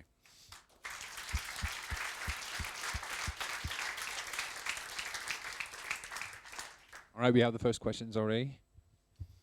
Hi. If you think adrenaline is possibly harmful, do you think it would be better to give it as a muscular injection to have a more like battery diluting effect into the body than IV?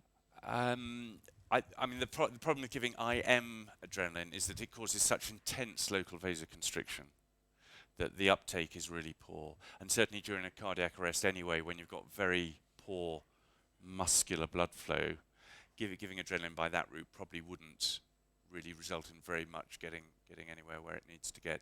And if you want to give it quickly, and I mean intraosseous needles. Yeah. Okay.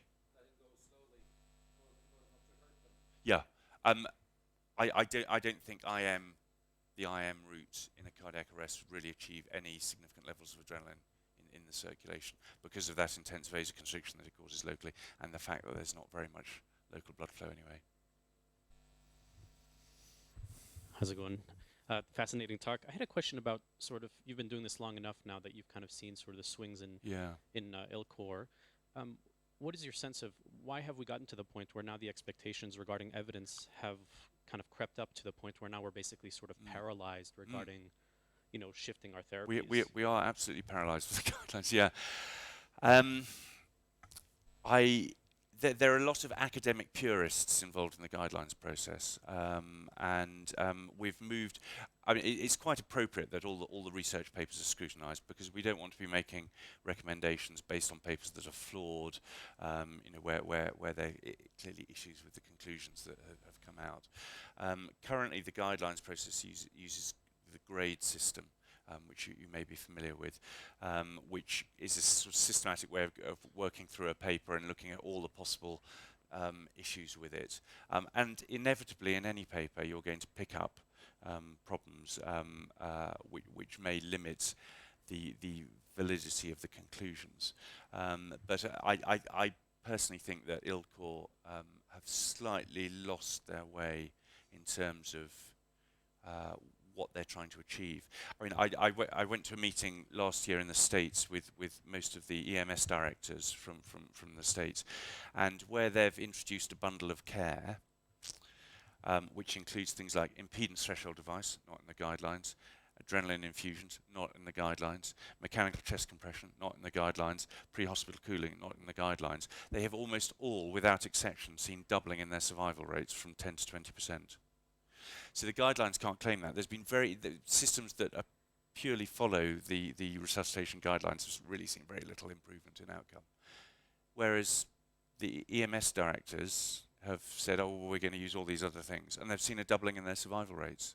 So I know which system I'd prefer to be treated in if I had my cardiac arrest. Now, in terms of all those things I listed with that bundle of care, we don't know which ones are more beneficial than others, but certainly as a package, it seems pretty clear to me that they're going quite a long way to improving outcome, which we haven't managed to achieve just with the guidelines how we've done them. So yeah, I personally am frustrated with where we've got to with the guidelines, and I'm not sure whether we're going to be improving from that. It may be that as they see people getting frustrated and doing their own things, that they may sort of lower the bar a little bit, because you know, when you've got animal studies which show such intense vasoconstriction and a reduction in cerebral oxygen delivery with 1 milligram of adrenaline, to say that we're just going to carry on doing what we're doing because the evidence isn't out there, it seems illogical to me, because common sense, I think, is quite powerful sometimes, and so animal studies and things which they don't take into account of either. Thank you very much for your talk. Following the Paramedic 2 trial, Dr. Böttiger in Germany posted on Facebook that he doesn't believe the trial is applicable to Germany because Germany is physician-based EMS, and that he believes that the German system with a 4-man team and basically any arrest is superior, and therefore the results don't work in Germany. I actually wrote an open letter to the ERC asking for a statement on this, but they didn't get back to me on that, I'm afraid. But maybe you have a thought on that.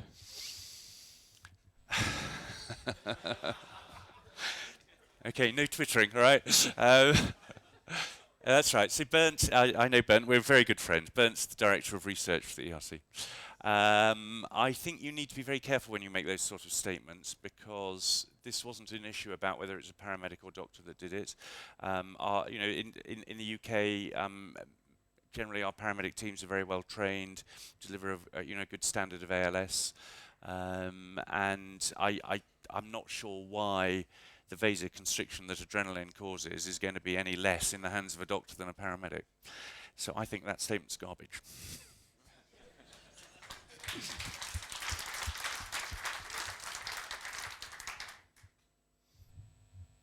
Hi, Phil Spinella, St. Louis. Great talk. My question is ILCOR going to focus on hemorrhagic shock as a cause of cardiac arrest? To focus on, at least, I haven't looked at the guidelines in the past, you know, 8 to 10 years or so. But in the past, hemorrhagic shock was not a focus. Correct, yeah. And now there is, I think, some data that is high quality enough that ILCOR can use. Because as you mentioned, you know, preventing the cardiac arrest is the best way to improve outcomes. No, and with yeah. hemorrhagic shock from all cause, traumatic or not, it's been a big gap for me over the years. I'm just wondering, is ILCOR going to focus on hemorrhagic shock? It probably will cover it, but not perhaps in the depth that it needs to. I think ILCOR has generally focused on cardiac-related causes of cardiac arrest, and so most hypovolemic shock is related to trauma. So it does. I mean, it does have trauma guidelines, but I don't think it sees trauma as its primary raison d'être. Right, but that's what I said. I don't mean just trauma. People have severe hemorrhagic shock. Actually, it's more common to have non-traumatic causes of hemorrhagic shock than it is to have traumatic hemorrhagic shock. It's a 60-40 split. It may be in the States, perhaps not in my country. Perhaps. Regardless, it's a big mistake. Yeah. Because I think there are so many lives that can be saved. No, I will bear those comments in mind. I think we could usefully go into that in more detail. I mean, blood fills the heart, right? How is it not cardiac related? Yeah. Yeah. Thank you. Are there any other questions? No. Marvelous. I have a question. Oh. You talked about how cardiac arrest and adrenaline outcomes. Cardiac arrest is a pretty wide definition. I mean, how do you think you could design studies to actually check whether and what type of cardiac arrest adrenaline would be helpful in? Well, the problem with any studies, including those looking at adrenaline, is that the primary endpoint really needs to be intact neurological survival, and which involves having to get large numbers of patients into your studies. So, that's why the adrenaline study had to recruit about 8,000 patients. So, the first challenge is being able to have funding and infrastructure to be able to recruit that many patients into a study. There are some further adrenaline studies planned. Laurie Morrison in North America is planning on looking at doing a study following on from the Paramedic 2 study, now looking at different dosing schedules with adrenaline. I'm not aware at the moment that they've decided what dosing schedules they're going to use, but they'll end up needing to recruit similar numbers. So there will be some more data coming out in the future, but it's a slow, laborious process which involves huge numbers of patients, and takes sort of 5 years in terms of the cycle from conception to conclusion of the study. So I think we're going to see that more and more with cardiac arrest studies in terms of needing large numbers to try and answer some of these questions, but it's not easy. Oh, 2 more questions, and then we'll introduce the next lecturer. Thank you for this very interesting talk. Talking about hypothermia, therapeutic hypothermia, I'm also a believer of hypothermia to improve the outcome of cardiac arrest patients. Yeah. And we know this from accidental hypothermia. Always when the cardiac arrest occurs in a hypothermic patient, the outcome is quite good. The tricky point is that in a cardiac arrest, you have already the cardiac arrest, and then you start cooling. Yeah. And all the all the studies so far, they are made with patients where the post-ROSC cooling. Is there any thought about the prior ROSC cooling of the patients during the CPR before ROSC? Yes, and that's a very interesting point. Essentially, I think all the studies that are ongoing are looking at post-ROSC cooling. But I think if we are to see any benefit, it may well be that we're doing it too late and we need to look at doing it during the cardiac arrest. I think that part of the problem during the cardiac arrest is that because blood flow is quite limited in the surface tissues, arms and legs and things, it's quite difficult with topical cooling.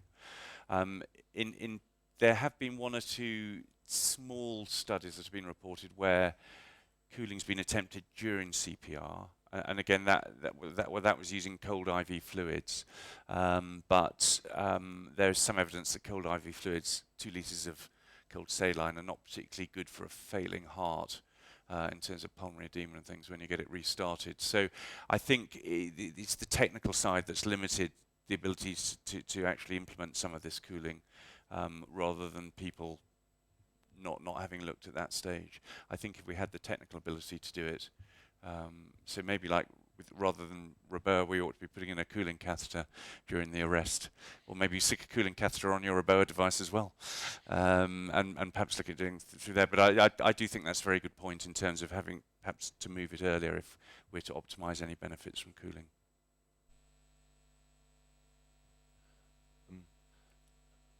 Could you please just repeat the bundle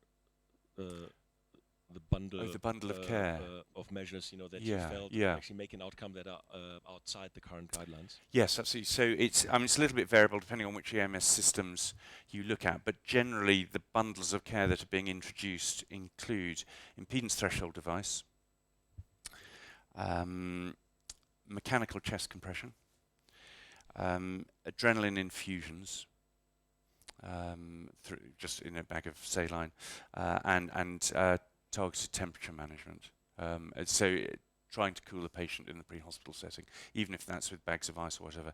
Now, a lot of those bundles of care have also been implemented in conjunction with the EMS systems improving the telephone scripts, identifying cardiac arrests more quickly, encouraging bystander CPR, so improving bystander CPR rates, also working with their local hospitals to get patients to the cath lab, improving that flow through the cath lab, and so on. So it hasn't, to be fair, always just been that bundle of care, but when you join it all up together, it's had very remarkable results.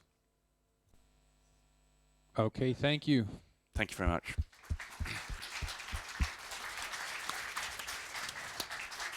So we'll be plenty of opportunity to discuss this with Charles later in the day. Before we break for lunch, we're going to hear one more lecture today. That's Niklas Nielsen.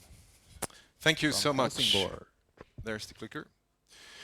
Thank you. It's an honor to be here, and I would like to thank the organizers. And it's great to take over after Charles with this excellent lecture.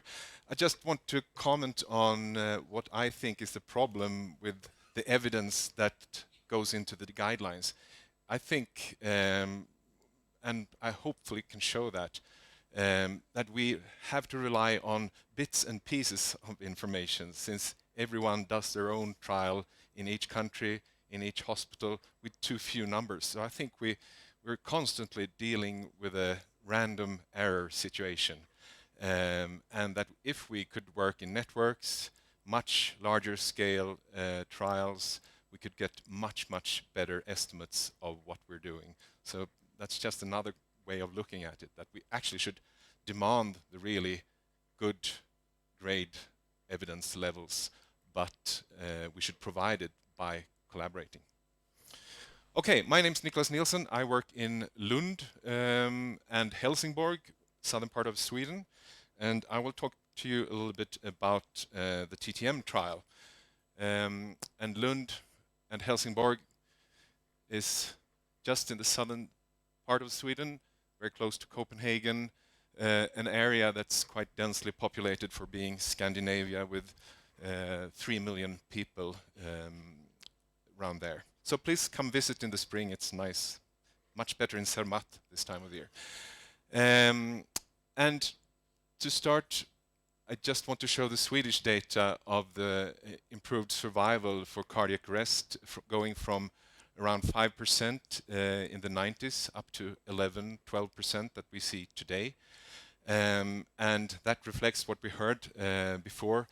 And unfortunately, I have to agree with Charles that this is mainly due to what's done on the scene, what's done with the public, what's done with the ability to do bystander CPR. So what I'm going to talk about, which is therapeutic hypothermia in the hospital, might not have as much influence.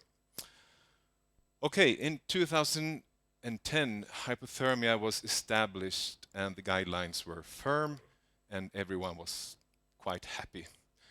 At that time, we had been collecting lots of information in cardiac arrest registries in Sweden and from all over the world, and we started to scrutinize that to take hypothermia to the next level, to see what trial we were supposed to do.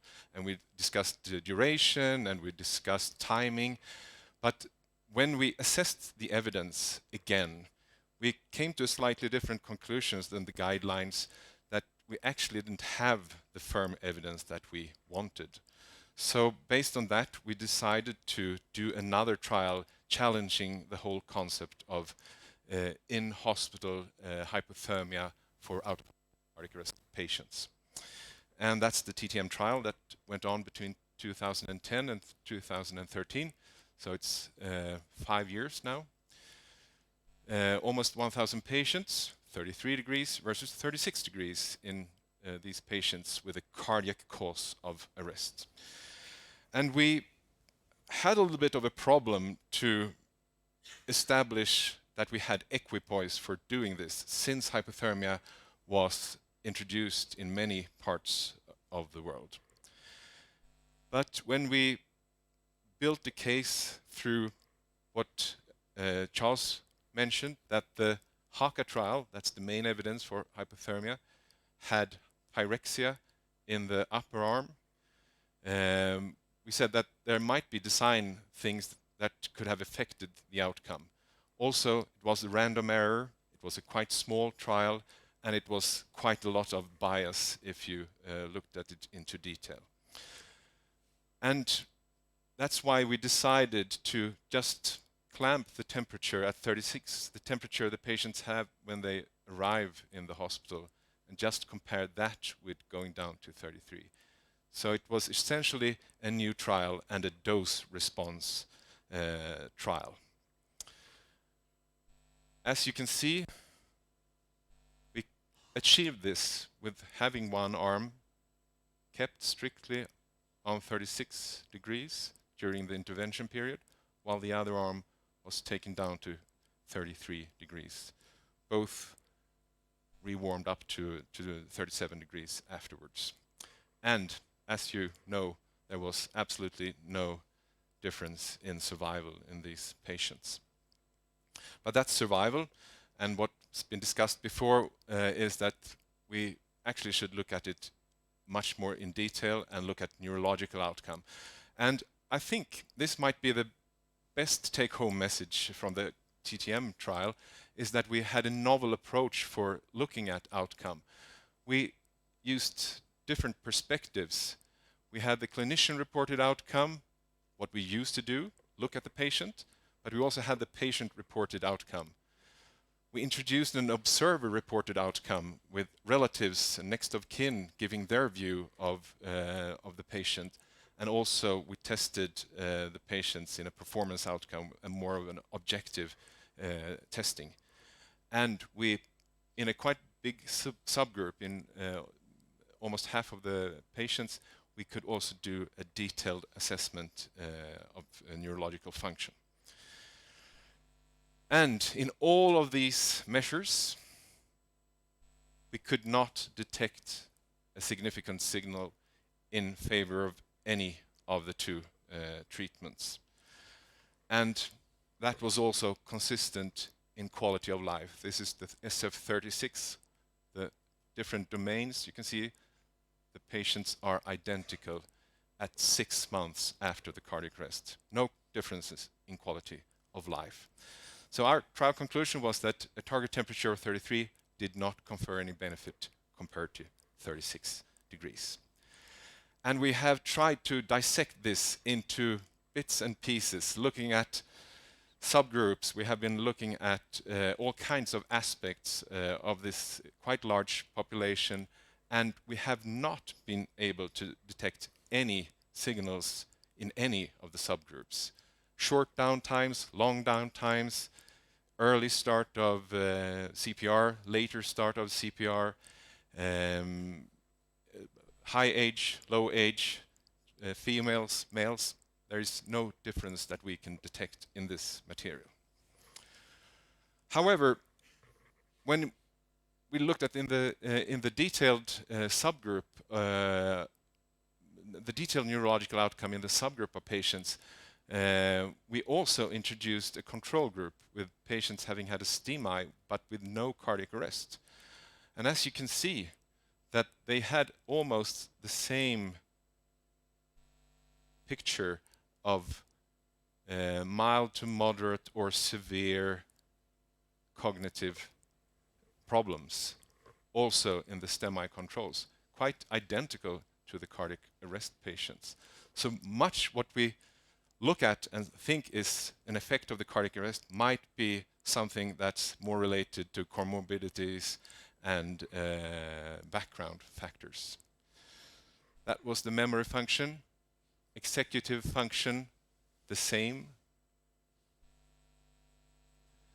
The only time when we had a significant difference in the STEMI controls were between the cooled patients with cardiac arrest and the STEMI controls was in attention and processing speed.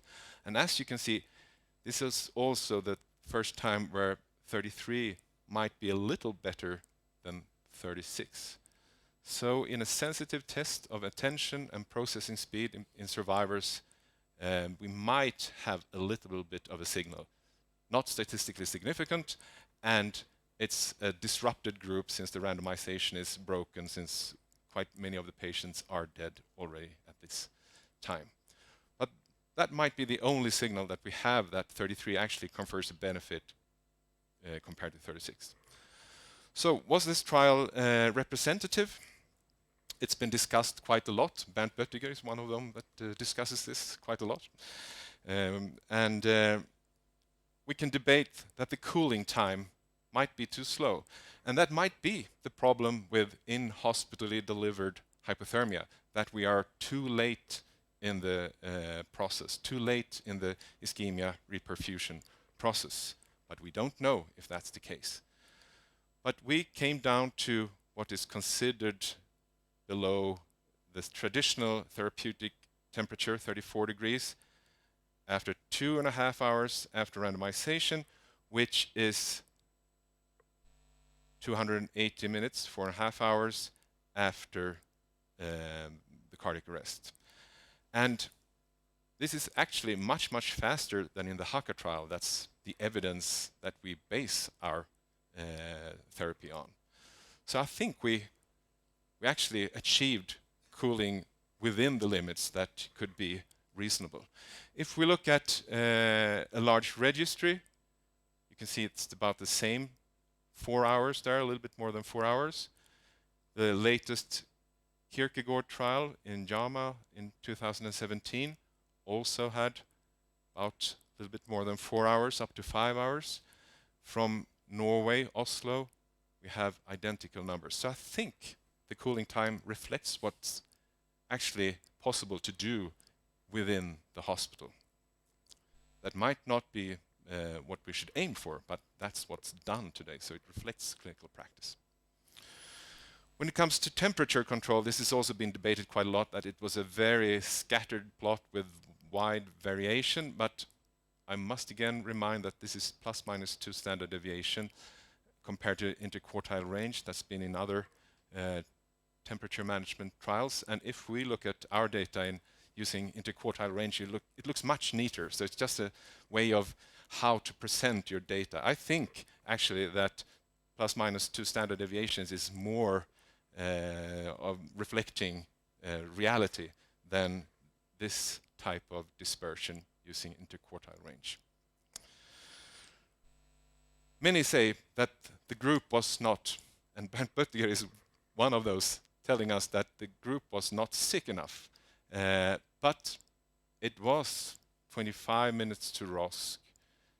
It was a lactate of almost 7.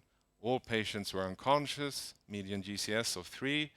Overall mortality was 50%. So I think it was a quite severely sick patient group anyway. So I think it reflects the group of patients that we commonly treat in our ICUs. I think it represents clinical practice of today, at least in Europe and Australia, where the trial was done.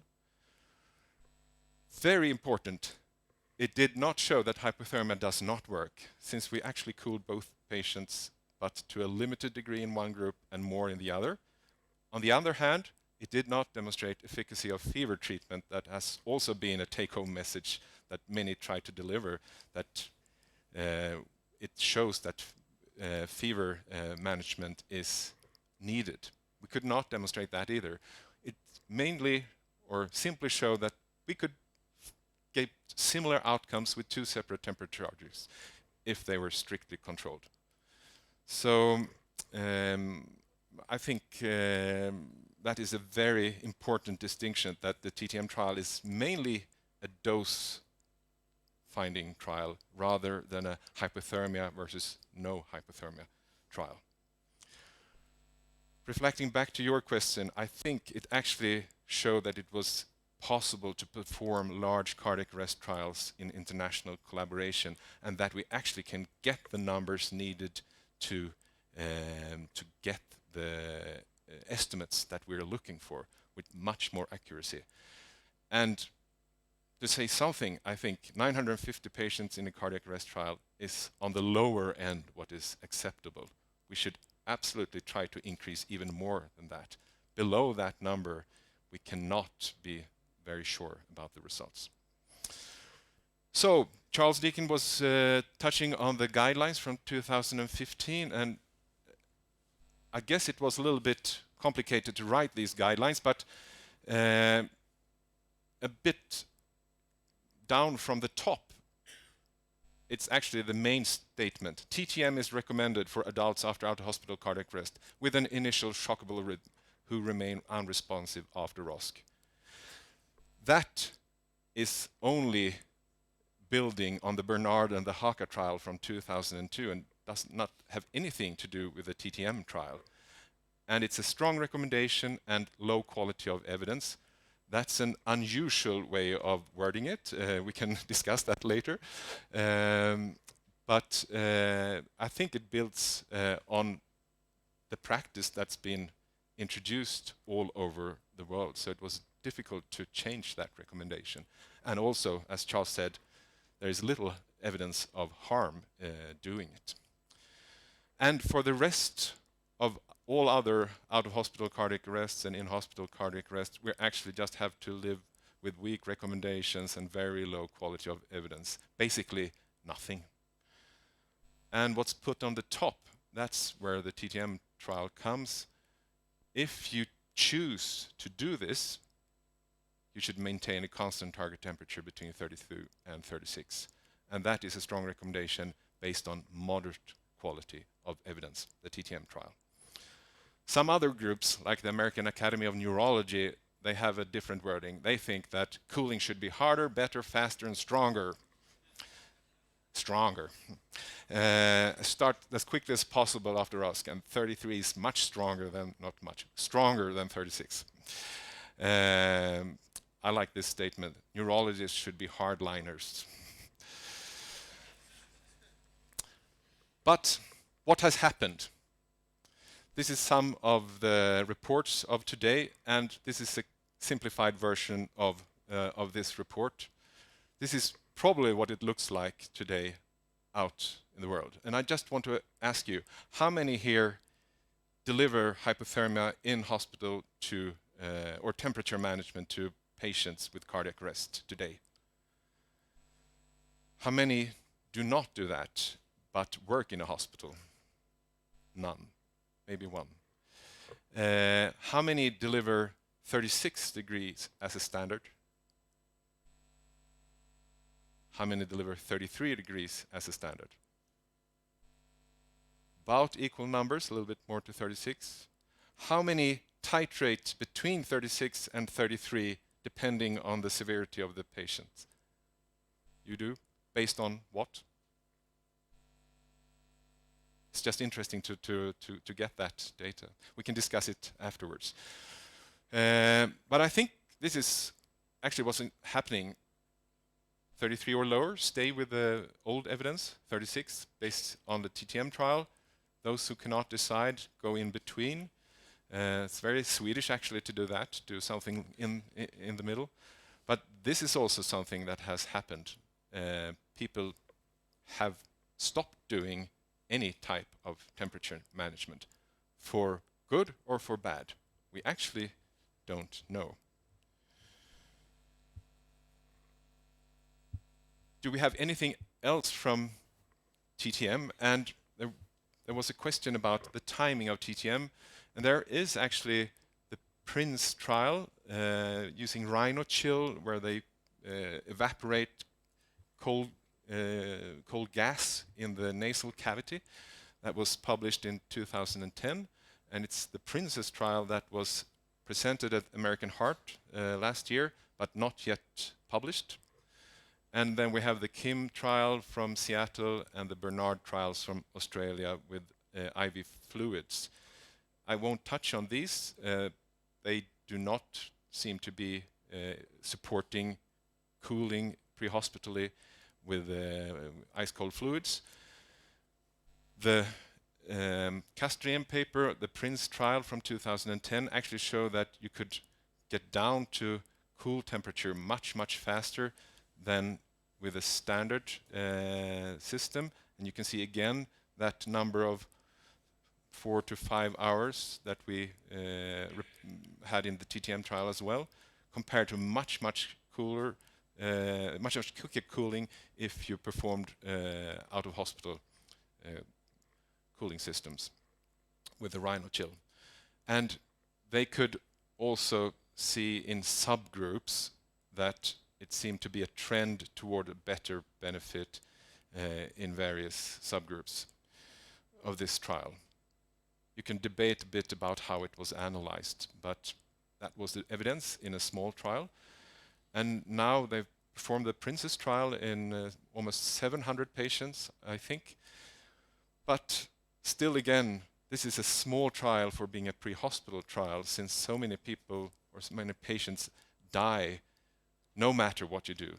So a 700 patient trial pre-hospitally must be considered very vulnerable in terms of size. And we don't yet have the published results from this trial, but it should come any day. We have a little bit data on duration of TTM. There is one trial comparing 24, which is the standard for adults, versus 48 hours of cooling, which is more close to neonatals, which are cooled much, much longer. And you've probably seen this graph before, with a 48-hour group having a longer duration of cooling. And there was no significant difference, but it was, again, a bit of a trend towards better outcome in the 48-hour group. But too small trial to be really reliable. We should redo this trial in a much larger size. But taking all this together, we're still in a situation of clinical equipoise. That's my firm belief. We still don't know if we give benefit or just a neutral result, or maybe harm to our patients with cardiac arrest, with providing hypothermia in hospitally after out-of-hospital cardiac arrest. And that's why we have designed the TTM2 trial, which is ongoing right now. The TTM2 trial took some years to really design, because we had debate on what would be the best groups to compare. Some wanted to compare 36, the upper arm of the TTM trial, with doing absolutely nothing. Some people thought that was a little bit too regressive. I initially wanted to have a 3-arm trial, redoing the TTM trial, but also having a group where we did nothing, to have a really controlled situation. But if you start to calculate on a 3-arm trial for cardiac arrest patients, you end up with 5,000-6,000 patients. So it's a difficult trial to do. And when we really sat down and asked ourselves, what do we want to show? Then everyone said, we want to show that we have a therapy that works. So we should go back and say that this is the phase 3 trial, following on the initial phase 2 Bernard and OHCA trials, and doing the large trial that we probably should have started in 2005, where we compared normothermia and early treatment of fever with 33 degrees. We could not have a group in this situation where we did nothing, as in the OHCA trial. Time has evolved, and many believe that fever is detrimental for a brain. So we wanted to introduce a possibility to treat fever in the normothermia group. But one group, rapid cooling to 33 compared to normothermia. So how did we end up with 37.8 being fever? We went to this paper from 1992, Makowiak, where they found that the upper limit of normal body temperature is 37.7 in 148 patients, not that big. But 2017, there was a paper in 35,000 individuals where they actually found exactly the same number. 37.7 is the upper limit of normal body temperature. So that's why we said that everything below 37.8 is normal and above is fever in this trial. But there is no real definition of fever, as you may know, or you probably know. There is no definition of fever. And actually, I disagree with that we know that fever is detrimental. I actually think we have no idea if fever is detrimental. There are observational data out there telling us that fever might be associated or is associated with a worse outcome, but not firm evidence. This is a 40-hour intervention. It's basically the same adult out-of-hospital cardiac arrest patients of a presumed cardiac cause, shorter window of inclusion compared to last time. We also have a few exclusion criteria. We had to introduce this one due to eCPR that has started. And we have the 2 arms, 33 degrees, strict and rapid cooling to 33, and the other group, observe, keep temperature below fever. And doing that with any system you want. This is the old OHCA graph, and we think the TTM2 trial might look a bit like it. We have this 37.8 threshold, and if that one is overcome, we introduce 37.5 as an upper limit of the temperature. And with doing this, we are definitely sure that we will avoid what could be considered real neurological fever. And we have this observational data, patients without infections, the association between worse outcome and higher temperatures actually comes above 38.5. So based on that, we think it's reasonably safe to have that level. Primary outcome, again landmark 100-day all-cause mortality, and that could be discussed. But we also have these, again, all the secondary outcomes that we introduced in TTM1, and we think we, in this larger sample size, can get a really good picture of the patients that survive a cardiac arrest. If we look at the numbers, previous trials had a power to detect or reject equal or above 20% relative risk reduction, which is an optimistic number.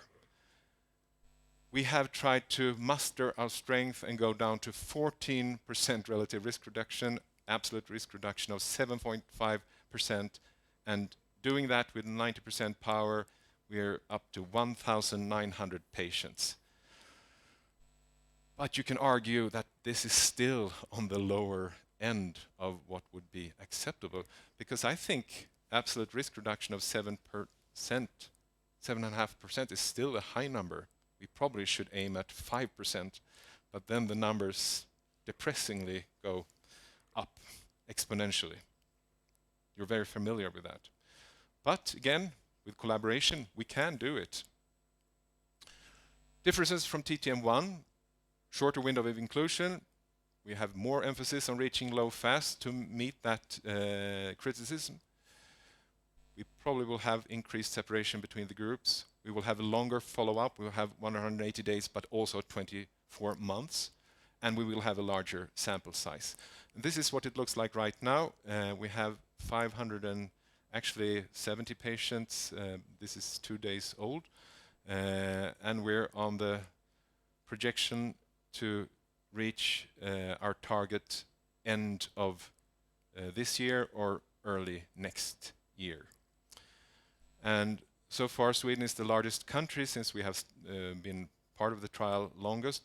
But Switzerland, UK, France, Norway, Czech Republic, New Zealand, etc. are coming along. So we will have 17 countries all over in the trial. And I know that some of you here have are involved in the trial, and we're very grateful for this contribution. And I think we will have more robust data on the use of hypothermia for out-of-hospital cardiac arrest in quite a short period of time due to very good and strong clinical collaboration. Thank you.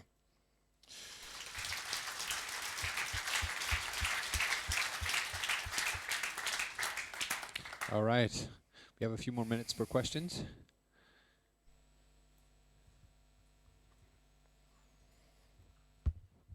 Thank you for the talk. I'm wondering, what methods do you intend to use or are you using to maintain the patient's afebrile to keep the temperature down? The sites use the equipment they have. It's a pragmatic trial in that sense. So both surface cooling systems and intravascular systems will be used, are used, and used similarly in both groups. So when a patient starts to rise in temperature, you introduce the device also in the normothermia groups to keep down temperature. Okay. One more question. If you were to fall down right now yourself, what would you want? Be randomized.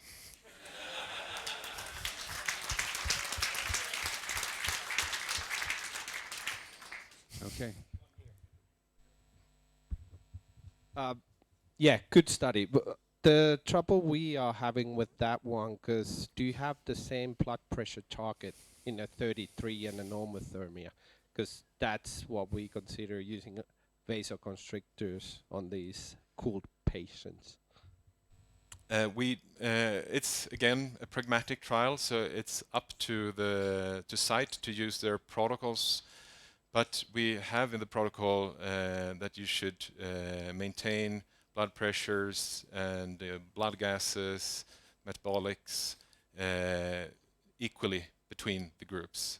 So the groups are treated equally, but there will definitely be differences due to temperature. You have to probably give more vasopressors in the lower group, And we also have in the protocol that if you believe that the 33 arm is harming your circulation, you may switch up to the normothermia group. Thank you. In accidental hypothermia, the rate of cooling is quite important when we look at the body surface area to volume. Does your subgroup analysis look at that in terms of your rates of cooling? Yeah, we cannot define any difference in, we haven't published that, but it's definitely so that there is no differences in the rate of cooling and neurological outcome in the end of the trial. The problem is that that will become an observational trial within the randomized trial, since we cannot control that rate. And a sicker, more dead patient will be much easier to cool down faster. But again, the problem to compare this, what we do in these trials with accidental hypothermia and the operating theater, is that that is intra-arrest ischemia or even pre-arrest ischemia. But what we're dealing with here is post-arrest ischemia, which is a totally different playground. Thank you for this exciting topic.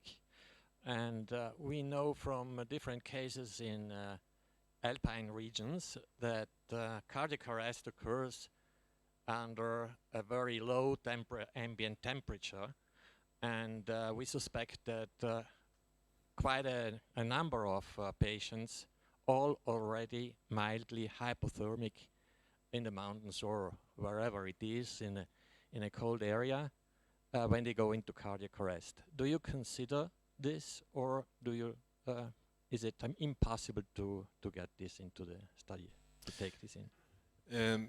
We definitely define in the trial that if a patient is hypothermic when they arrive in the hospital, you should not rewarm the patient. That's not the intention of the protocol. You're not rewarming to normothermia. You just let the patient permissively stay on the temperature it is on.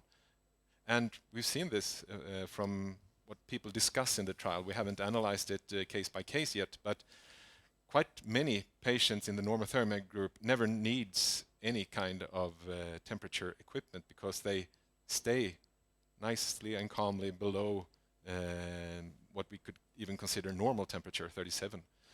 And of course, again, that might be an beneficial effect for a patient to be mildly cold at the time of the cardiac arrest, based on what we know from animal research and from the operating room. But I think for the common, typical in-hospitally cooled cardiac arrest patient, that doesn't really apply. And it's difficult to introduce in the trial. Yeah, I just have one more question too.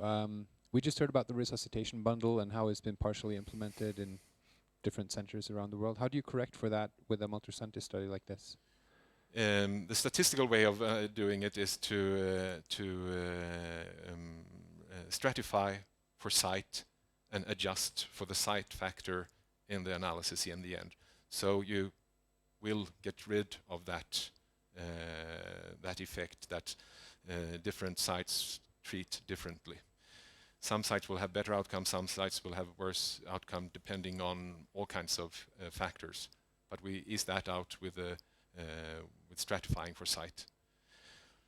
And again, I think that these bundles, they may be beneficial, but it also might be the Hawthorne effect that we're looking at, that a higher interest in the patient from the physician and the crew around has an impact on the outcome of the patient. Might not be what we do.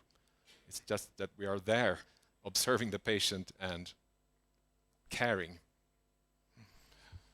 Yeah, so it sounds like the German model might help a little after all, just being there watching the patient. Absolutely. Okay, so let's knock off a few minutes early. It's almost 11 o'clock. We'll be back here at 4. So 12:15 for those participating in the long line training. Have fun skiing, everybody.